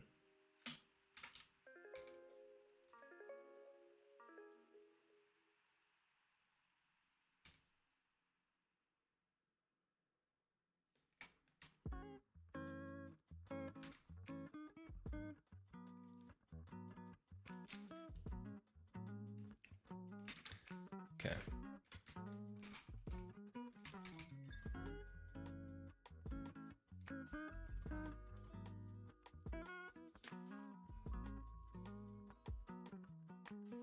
The version of the draw this in your style that you're definitely working on. Because you're definitely participating for sure.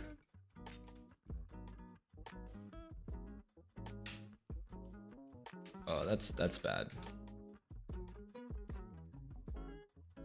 We're not gonna go fully that red.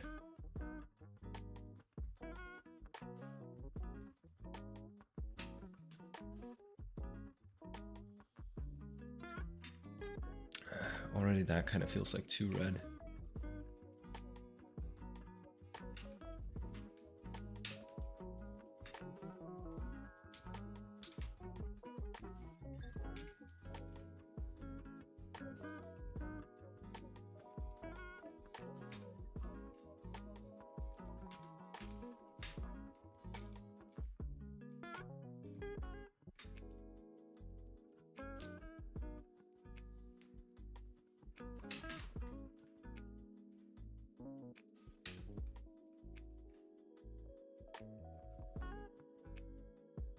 And the cold light is even like, that's an underlight.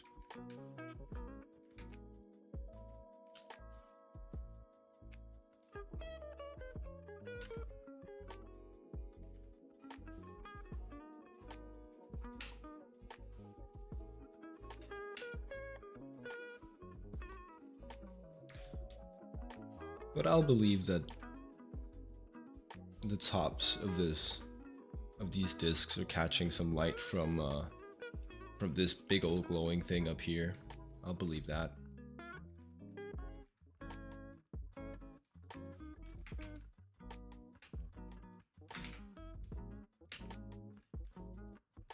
And that the same is happening to the larger sphere around them.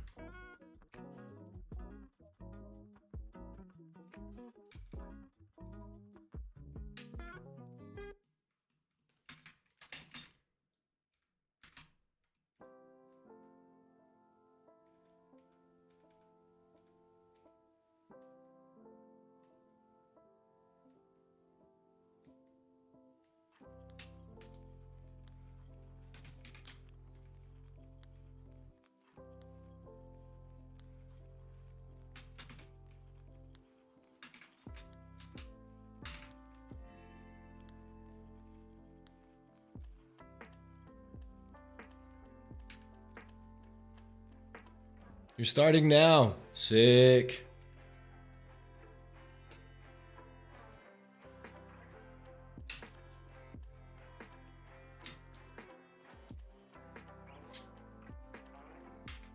I remember that you had a plan. I remember that it wasn't Eldritch Horror. Or maybe specifically that it was one of the two. One of the two. It either was specifically Eldritch Horror or was not specifically Eldritch Horror. That much I am completely convinced I am correctly remembering.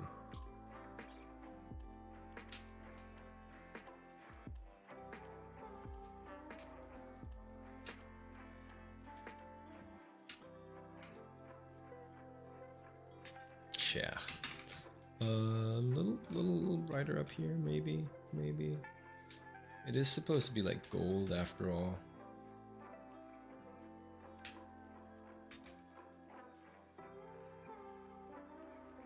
Not really. Probably some old horror Jacob. Okay. Well, it's shade. You're drawing shade. Of course, you can address me as Jacob. That's fine. The character is shade. This is important.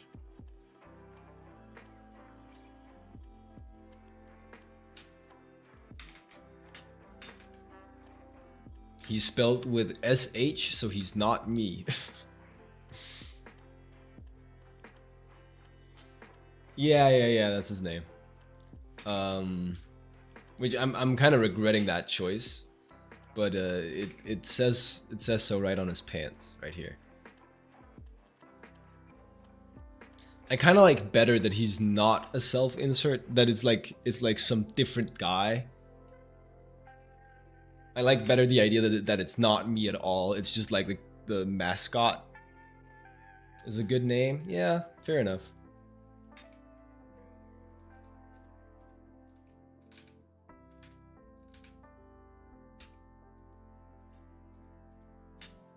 Probably keeping it either way at this point.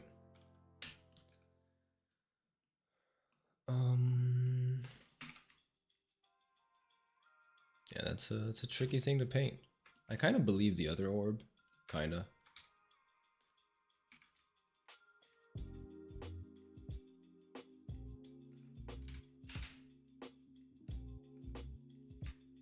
I think I just generally need like some harder edges in the reflections.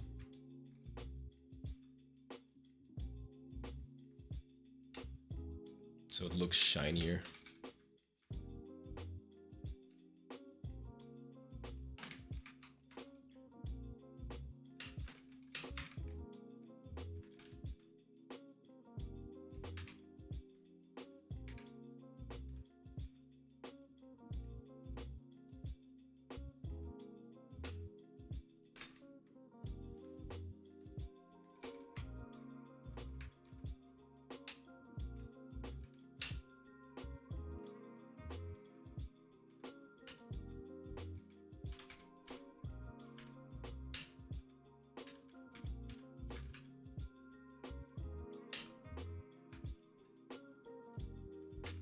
Man, I should retake that Adrian Bush course on materials. Well, on painting, on narrative illustration, and level up my materials a little bit as well. Because it really feels like I'm riding on like old knowledge. Yeah, no, I think that's part of the point now for sure with that cable, is that it's like it's like alluding to this kind of brutal replacement that he's been going through, where he's getting more and more mechanical so he can do more and more graffiti. Keeps on replacing body parts enough so that maybe he doesn't need to sleep, he doesn't need to breathe, he can just do graffiti. He doesn't need a gas mask because his lungs are metal.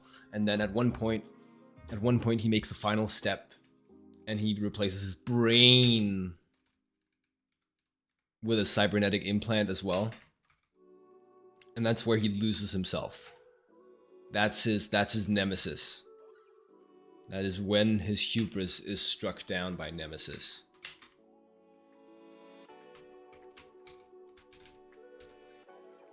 He doesn't die in a battle, like David. He dies literally from voluntarily trying to be more of like a graffiti machine.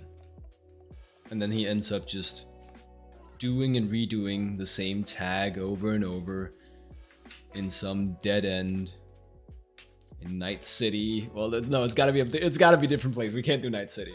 In Daytown, in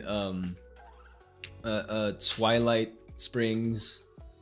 We'll figure it out. We'll figure out where he lives. Some dead end. Some gutter. He just sits there doing and redoing the same tag over and over. He is his own nemesis. This is true. This is true.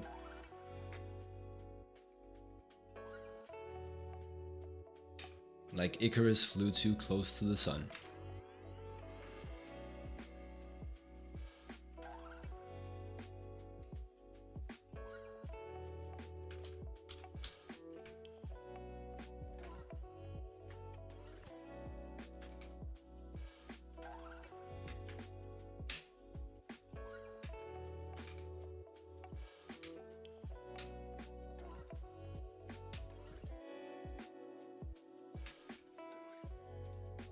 Edge Runners is such a good classic Greek tragedy.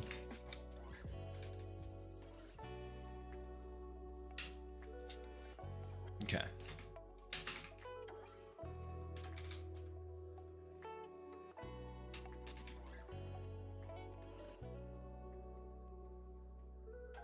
Cool concept. Thanks.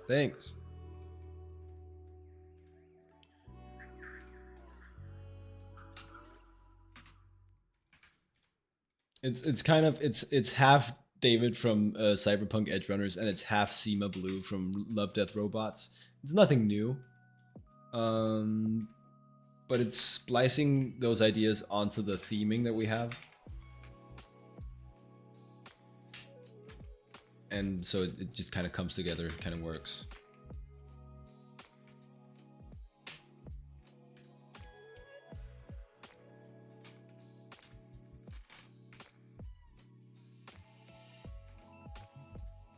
Okay, so this is where we start kind of wanting to move a little bit faster with the rendering.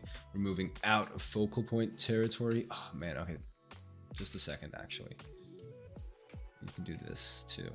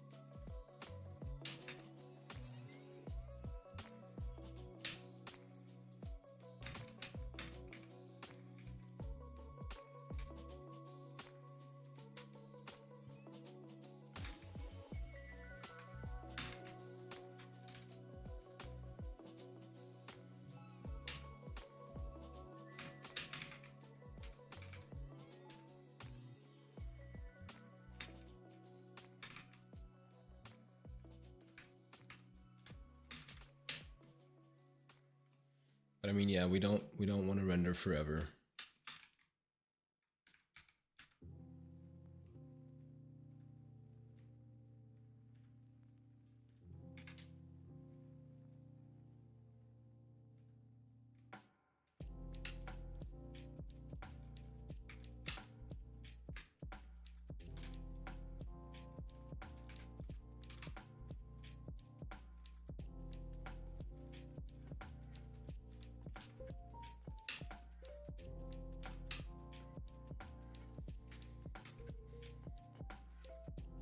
The original shade has some BG lore, or he's just a mascot logo. So the idea is that the original shade is the same guy, but quite early in his descent into ambition too big for his human soul. This is the bright-eyed, hopeful shade before he learns that he is willing to sacrifice everything to do good graffiti. He just has a passion. He just has a love for the craft at this point, and he wants to climb the ranks and become good at his chosen profession. And this is the shade tainted and corrupted by his ambition that went too far into the deep end too quickly. It's been dinner time, you're leaving. Hey, don't worry about it. I'm happy. I was happy to help. And feel free to come by anytime, Jaggershot.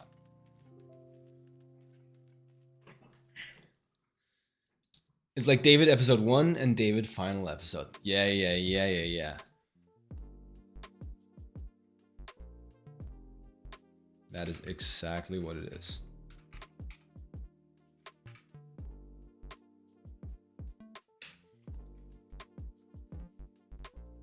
That all came together quite nicely today. All the lore.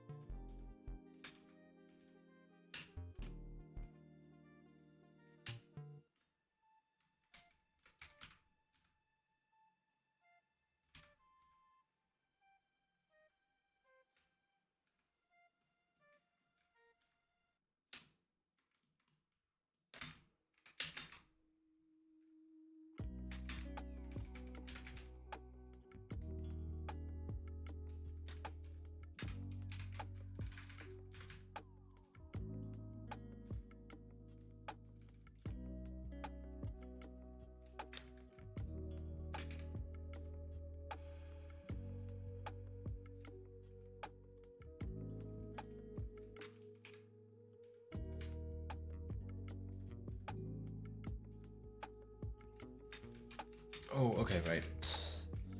This one's gonna be tricky. He's supposed to be two distinctly different colors of metal here.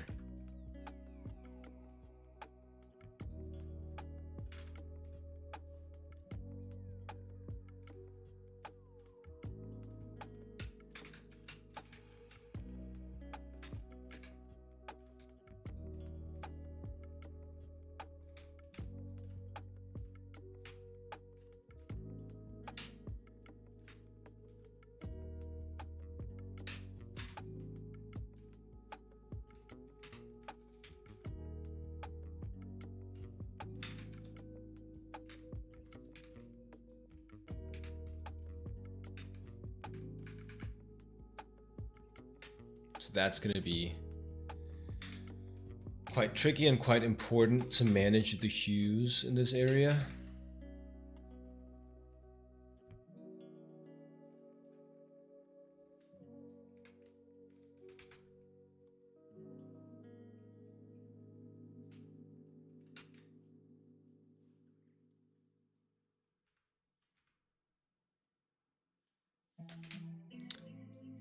He also remembers a firefly. Oh, yeah. He's kind of like a firefly. That's true. That's true. It's I like hoverboards. I like graffiti. I like rebellion. I like street.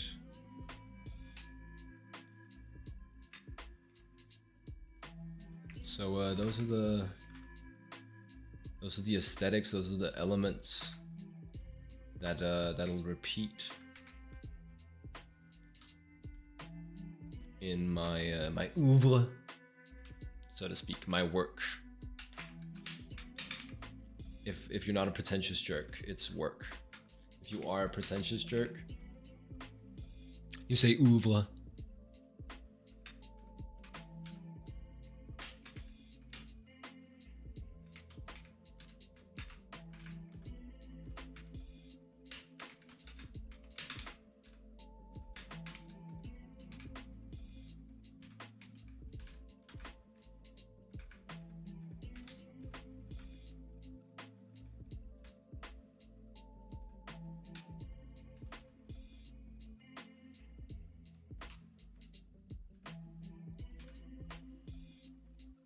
It just means like an artist's collected works, I think. And you use it to describe the tendencies and the messages that you think are communicated in an artist's overall collected works. It's a French word. Oeuvre. Like so.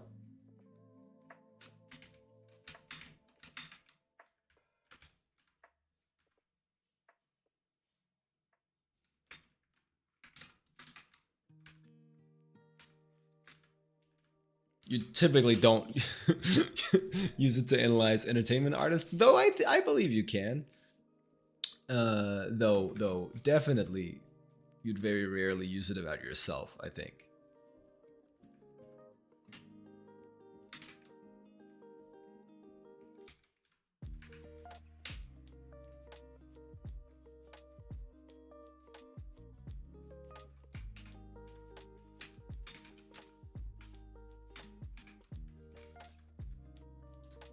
And this is where we get that.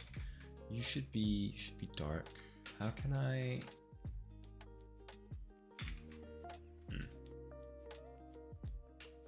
Fine, something like that. My secondary light source is from below. My secondary light source is from below.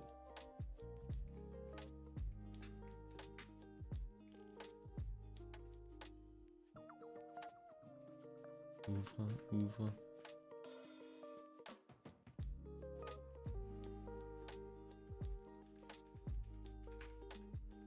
No, it's a legit term. It's a legit term.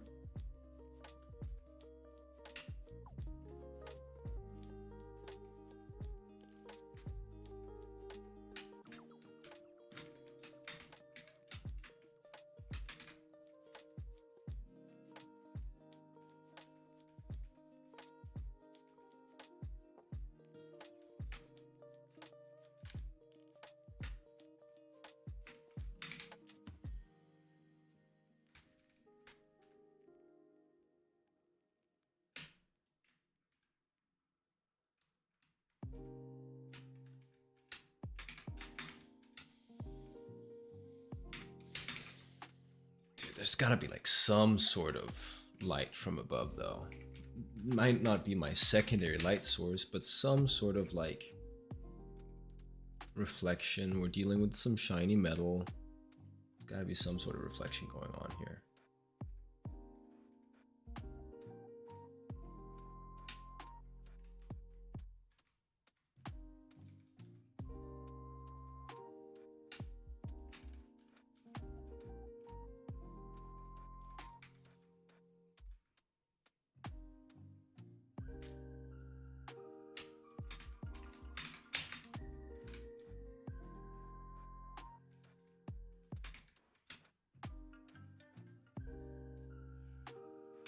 Okay.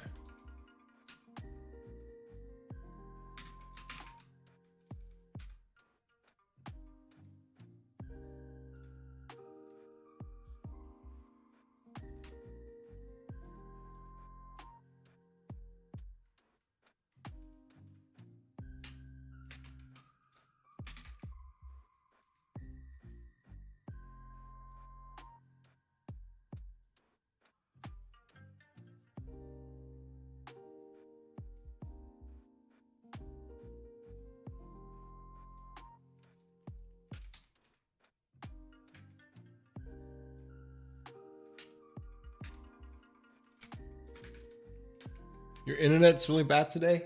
Okay, is that a general thing for you, or is it actually me?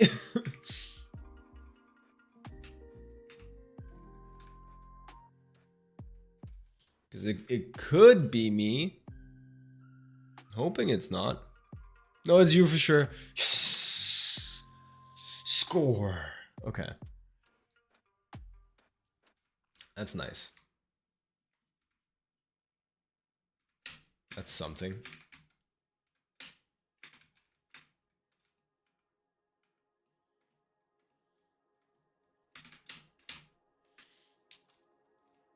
And so I think that's kind of all the rendering we're going to do to that arm.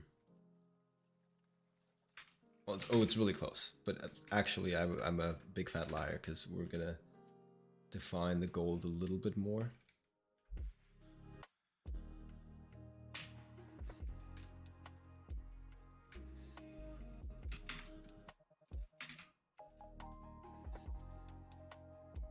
Just make sure that it feels like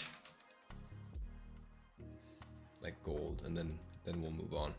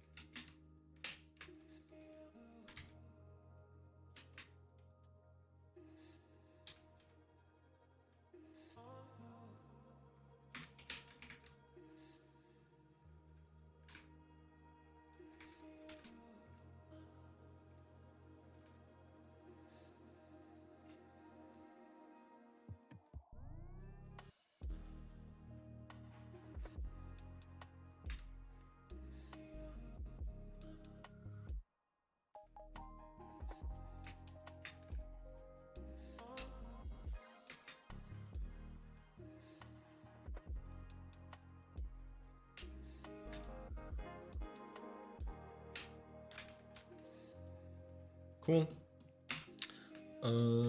Here we go. This should be easier. You should be slowly turning into halftone here.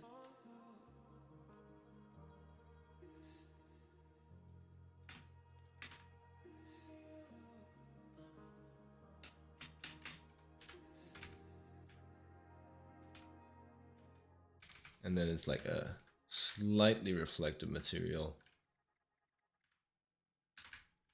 Nah, it's actually supposed to be a pretty reflective material because it's supposed to be a smudge guard.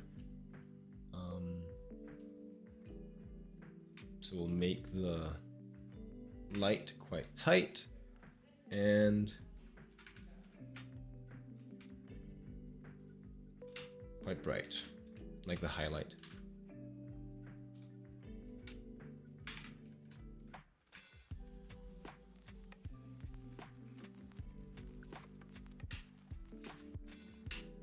There you go. There you go. And then make sure that we also have a little bit of reflection on the far edge here.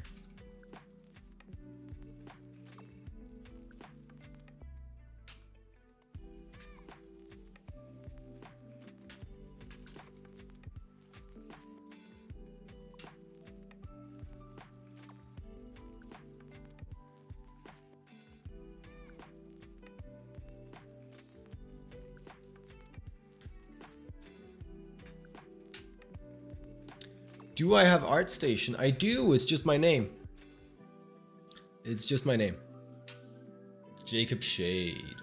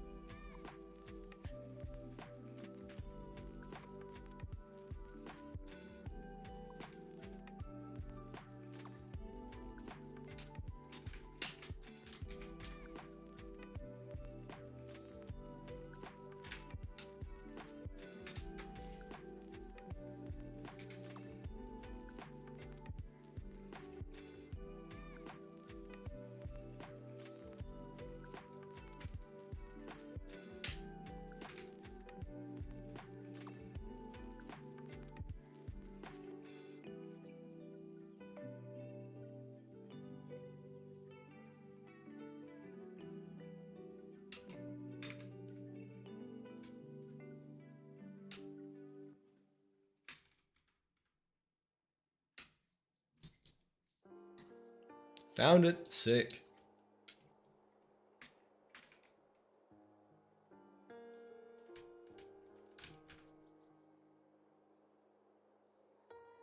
Yeah, usually for all my bigger, cooler pieces, I upload them on ArtStation in a way they're nicer to look at than on Instagram, right?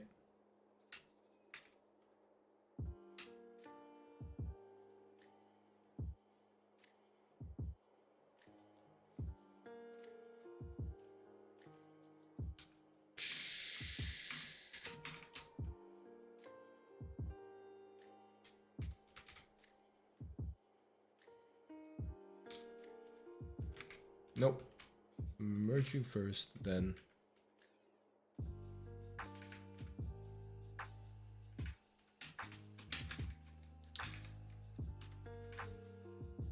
There you go.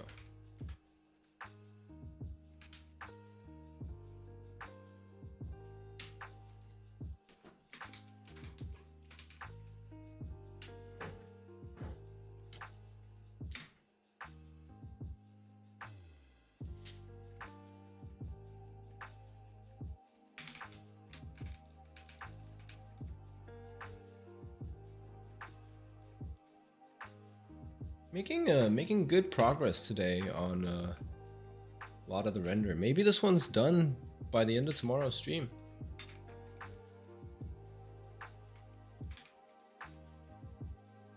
Like I'm managing to keep it a bit looser than I usually do for the painting stage.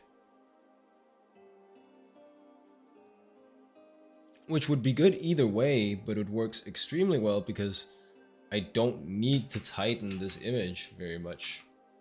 Like it doesn't need to be a tight finish.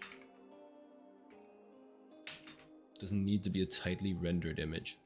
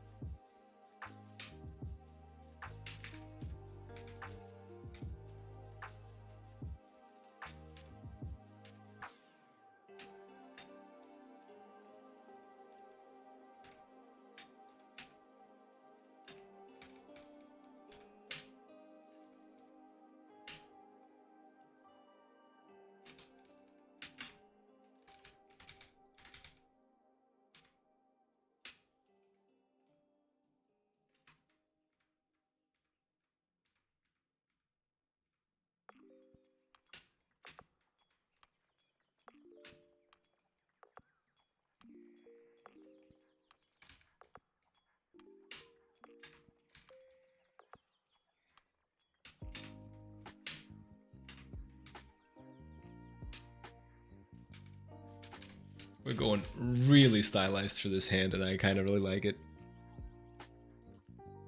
My render is already really good on this one. Thank you, thank you. Yeah, I think it's just like today I've been better at like staying on top of like moving on quickly and not like belaboring any part of the render too much.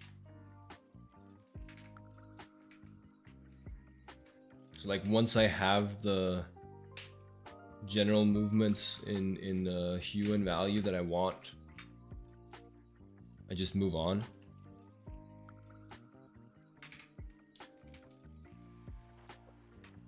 That's been working really nicely.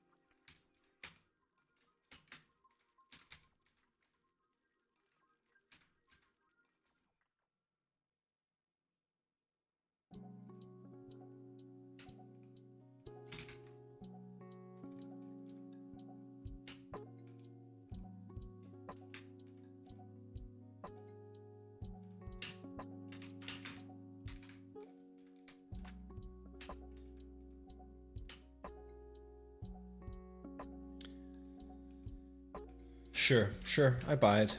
I buy it.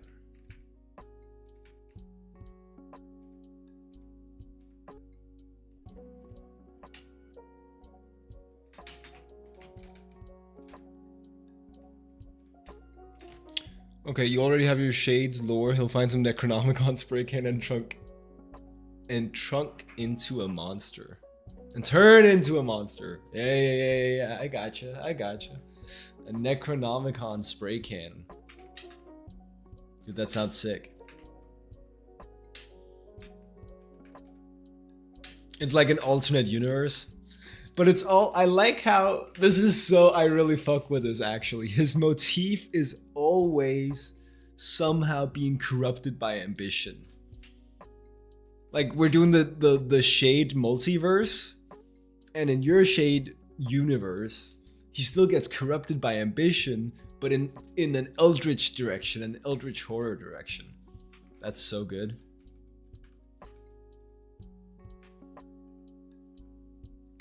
I actually really fuck with that.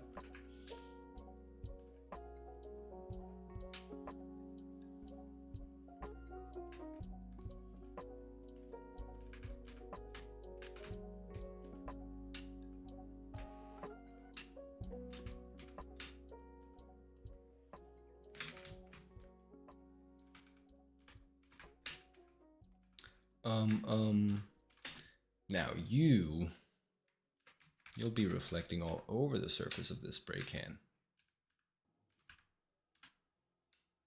Inactivity detected in my live, not on my watch. I'll drag the puzzle piece into the puzzle piece, and I'll get to keep live streaming on TikTok.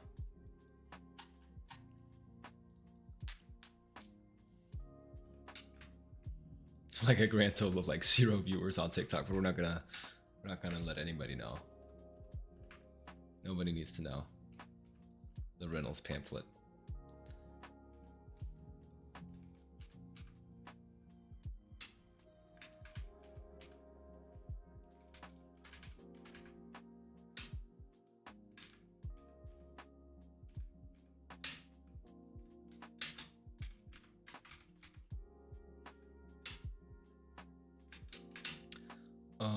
And then you would reflect on the surface of the can.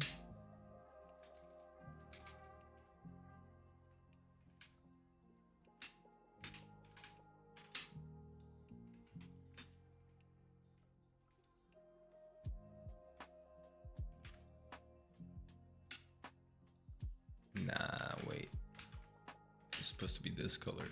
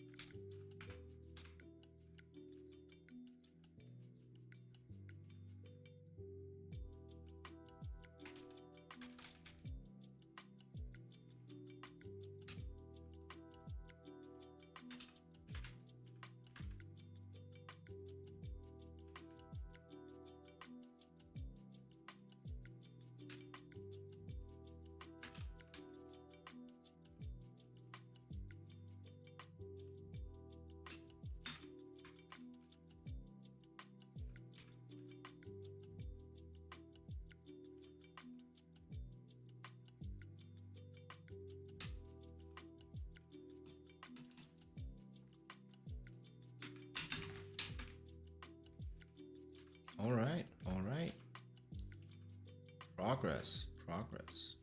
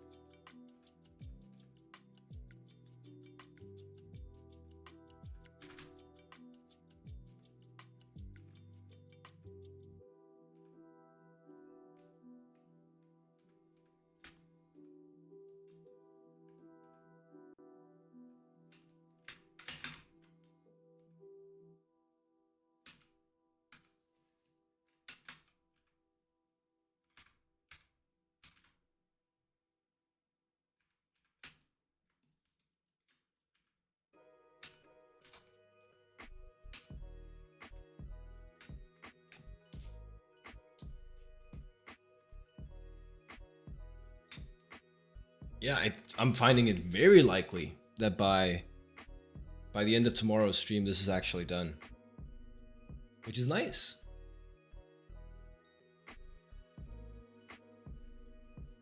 Bit of a quicker project, finally.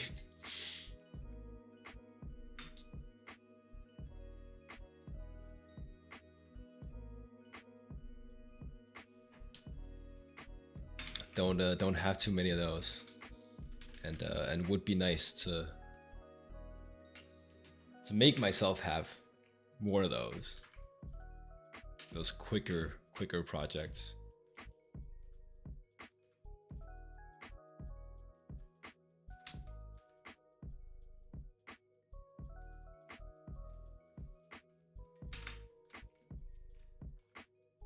Because that's the thing too, is I don't dare say quick. But quicker comparatively.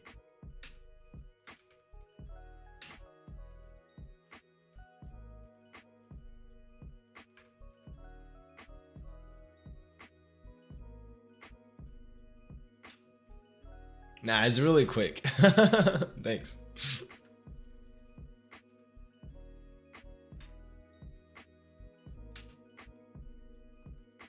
Yeah, you just see these art wizards, who will like be able to like do a character, and it won't be like their best design work, but they'll be able to do like a character in just like one sitting, and it's just like good. It's just good. That's pretty crazy. One day we'll get there. For now, it'll take at least 16 hours to finish yours probably. How much time did I spend on it? That's a good question. I feel like I've done at least 2 evening streams on this one already. So we're gonna land on like 12 probably. I think we're gonna land on 12. If I'm even correct that I've only spent 2 evening streams on it so far.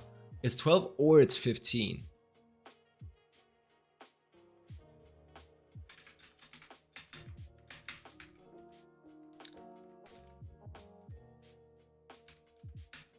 I think.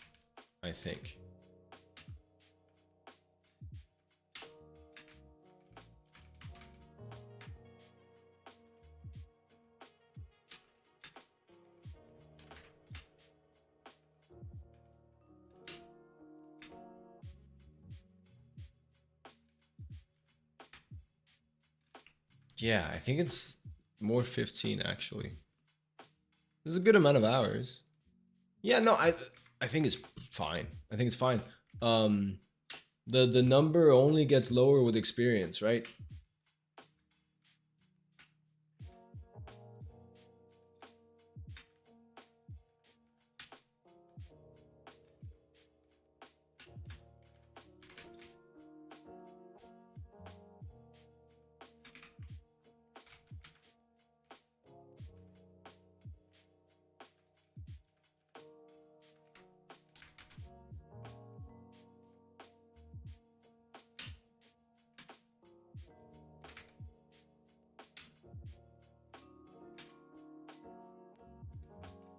And what I'm saying as well is it is a lower number than I'm used to seeing, so I'm happy with it.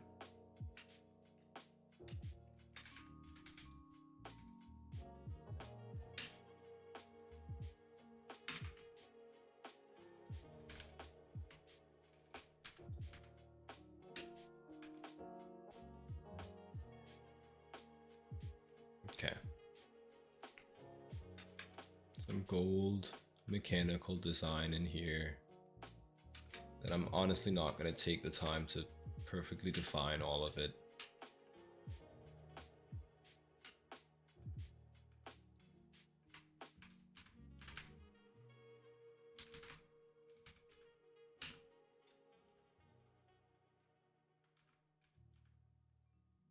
But you know, something's going on there.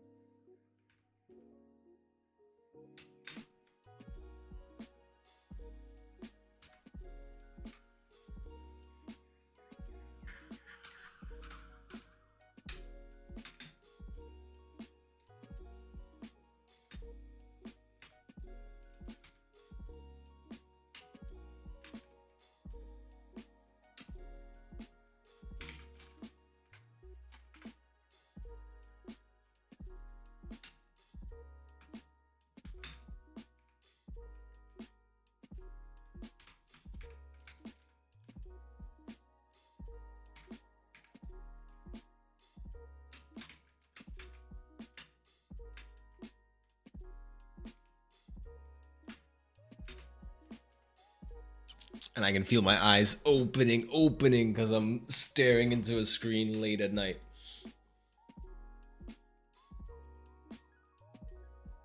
Getting tense in my vision.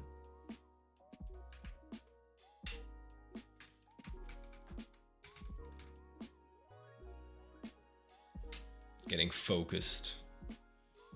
It's just how it is sometimes.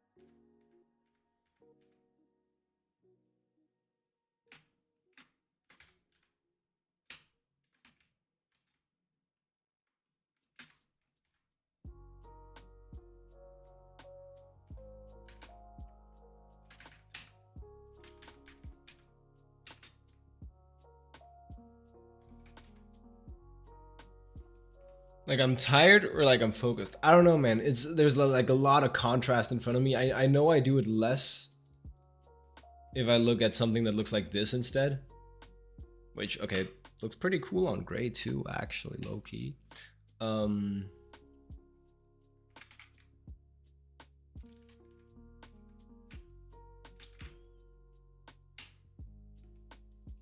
think it's a little bit of a combination. I think it happens less earlier in the streams.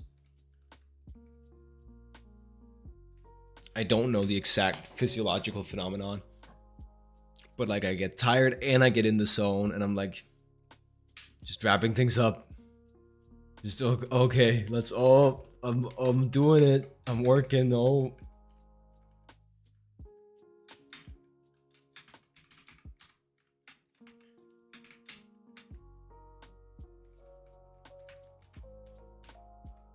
And I've just noticed that kind of manifests in my eyes, like, oh, opening up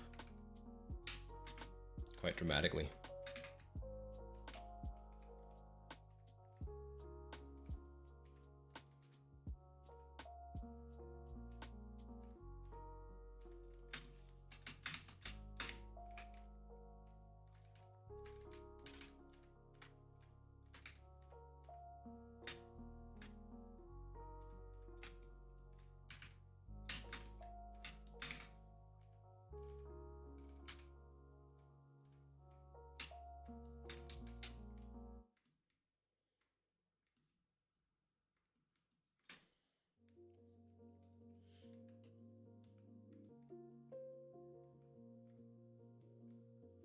Okay, let's make it our goal to handle the other arm today.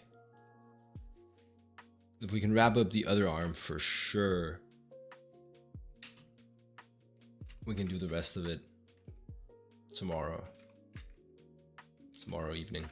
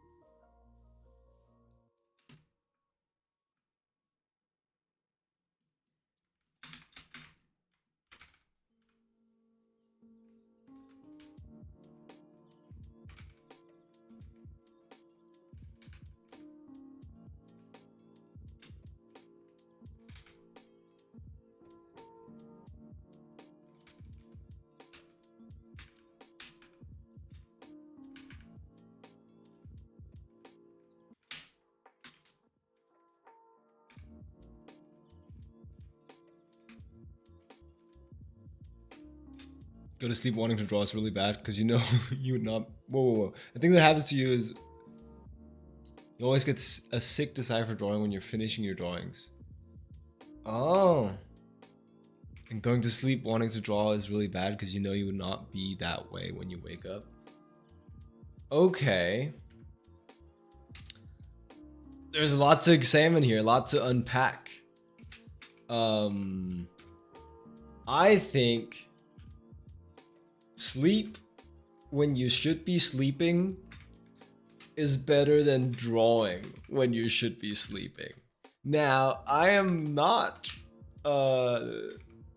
this is not a universal opinion. It's what works for me. Is it true? Yeah, well, some people are just like, no. If I can draw, I'll keep drawing, and then at some point I'll pass out or whatever. Maybe that's a bit of a caricature. It's what I think some people think. I'm really like the type of person to stick to a sleep schedule, get my 8 hours of sleep, and then in the morning, because I've had 8 hours of sleep, I might not be feeling inspired to draw, but I'll have the energy and the discipline to get started drawing. Like if you're well rested,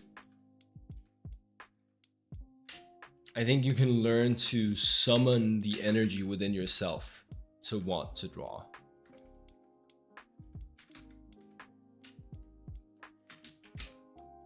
It's that whole don't rely on inspiration. learn to use, or on motivation, learn to use discipline as a tool, sort of thing, right?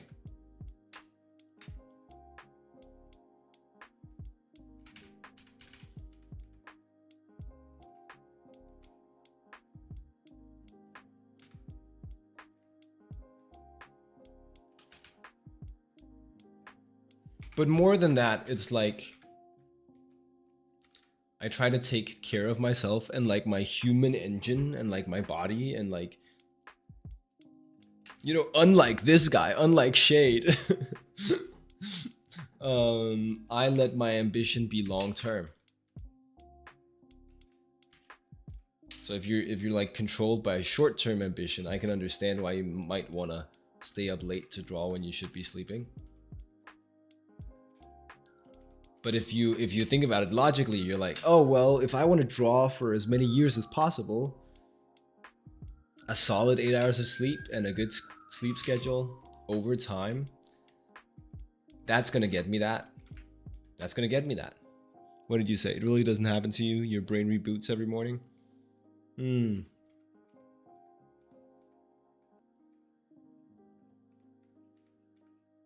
But I mean, you'd still be. I have to imagine that you're still more equipped and more likely to be able to command some discipline if you're well rested than if you're not.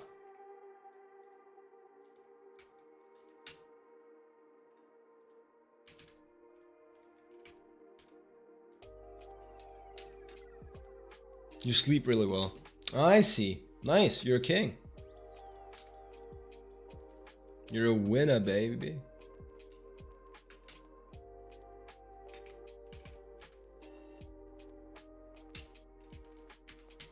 We can draw some of the saturation out of the edge highlight here.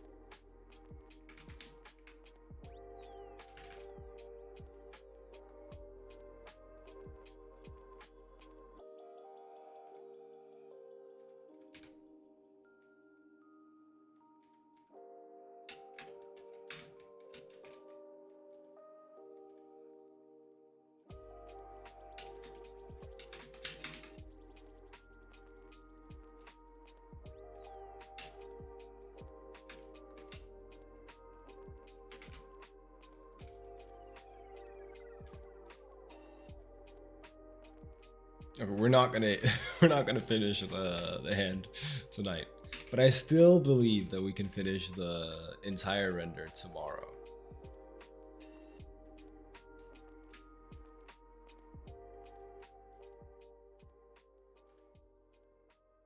I still believe.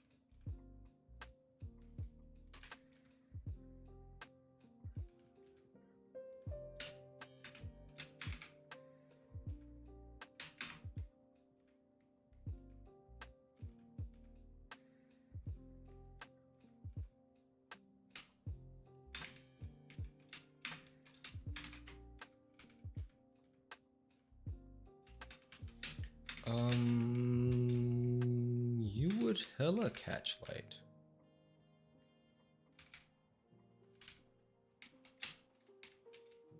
Yeah.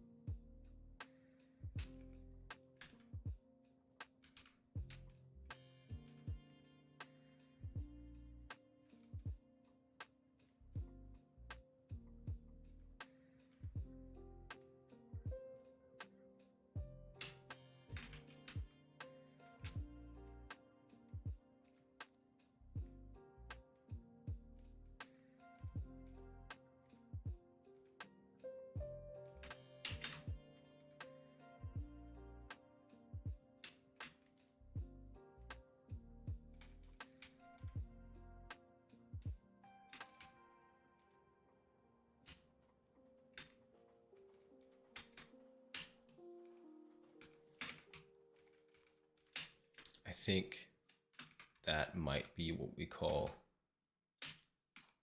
we in the business call good enough. On this shoulder over here.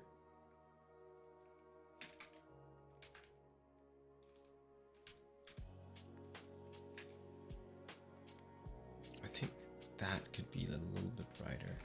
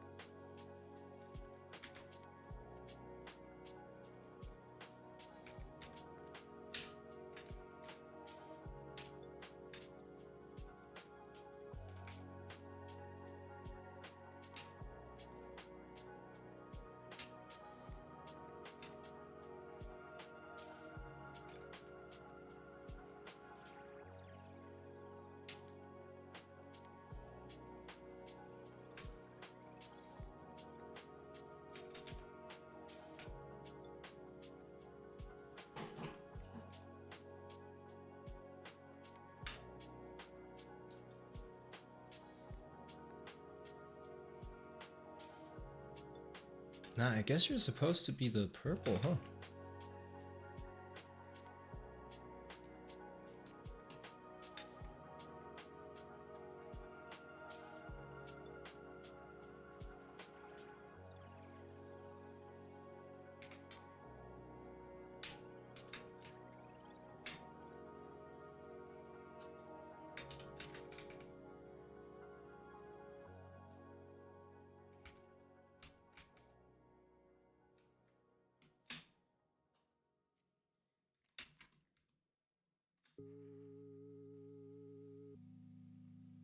Draw hands holding a spray can is hard. So true, so true. It's good practice. It's good practice.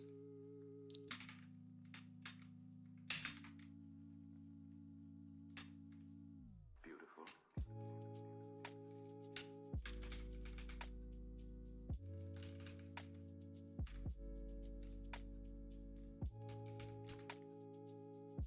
You just noticed now.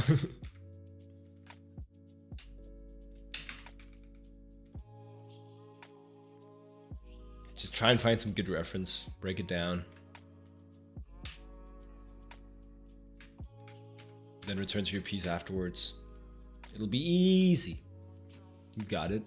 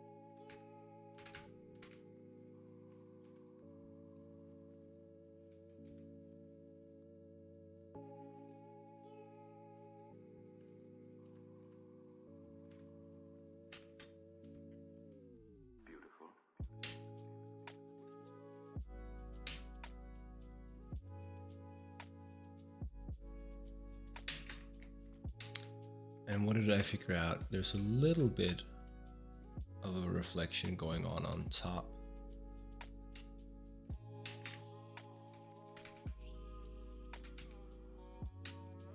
But the brightest reflection and the brightest light source,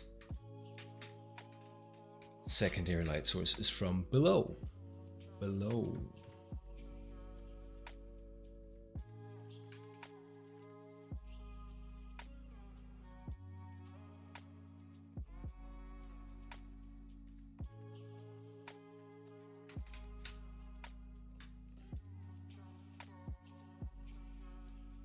Now that doesn't make any sense.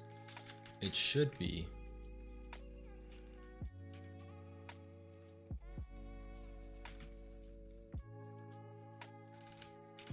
like a cylinder.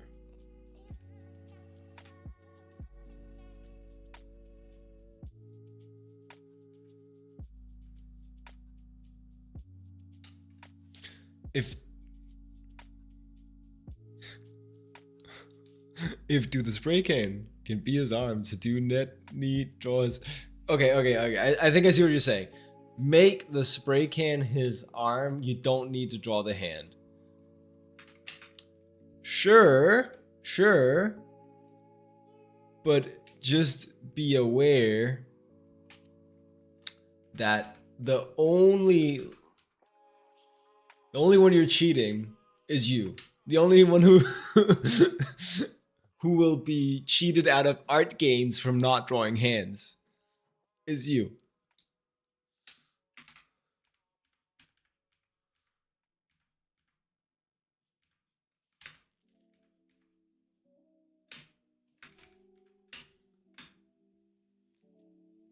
Apart from that, knock yourself out. I'm not gonna stop you.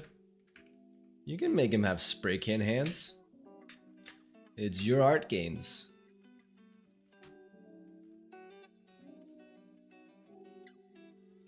Or your lack of them. That's the spirit.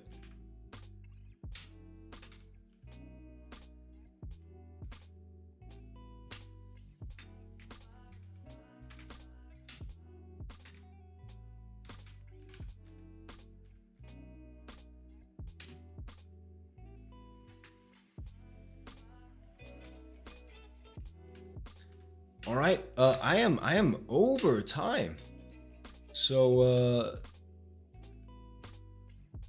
that's gonna be this is gonna be it for today.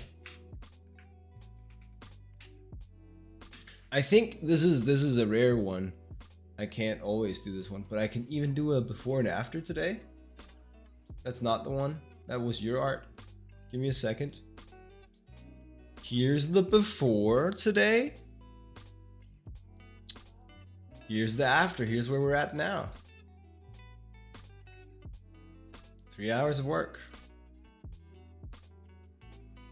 Got us from there to there.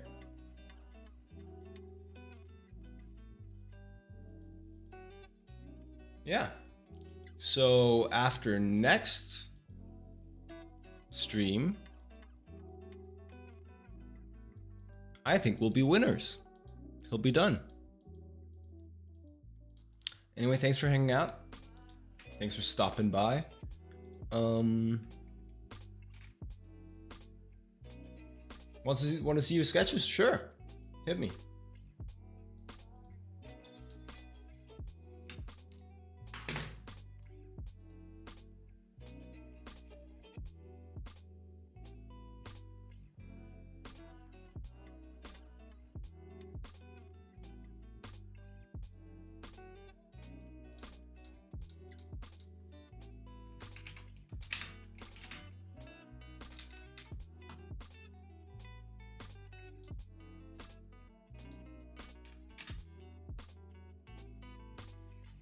Okay.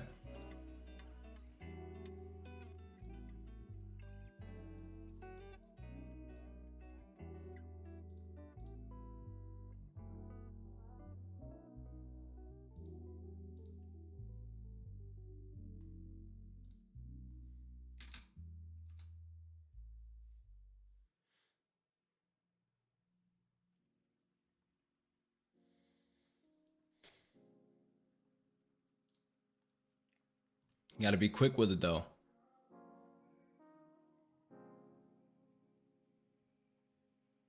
Whenever your PC responds.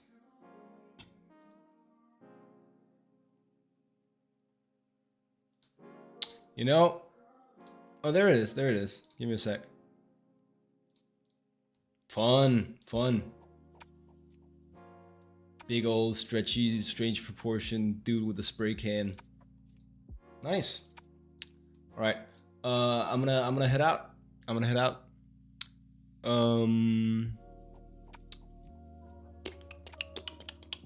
Thanks for joining stream.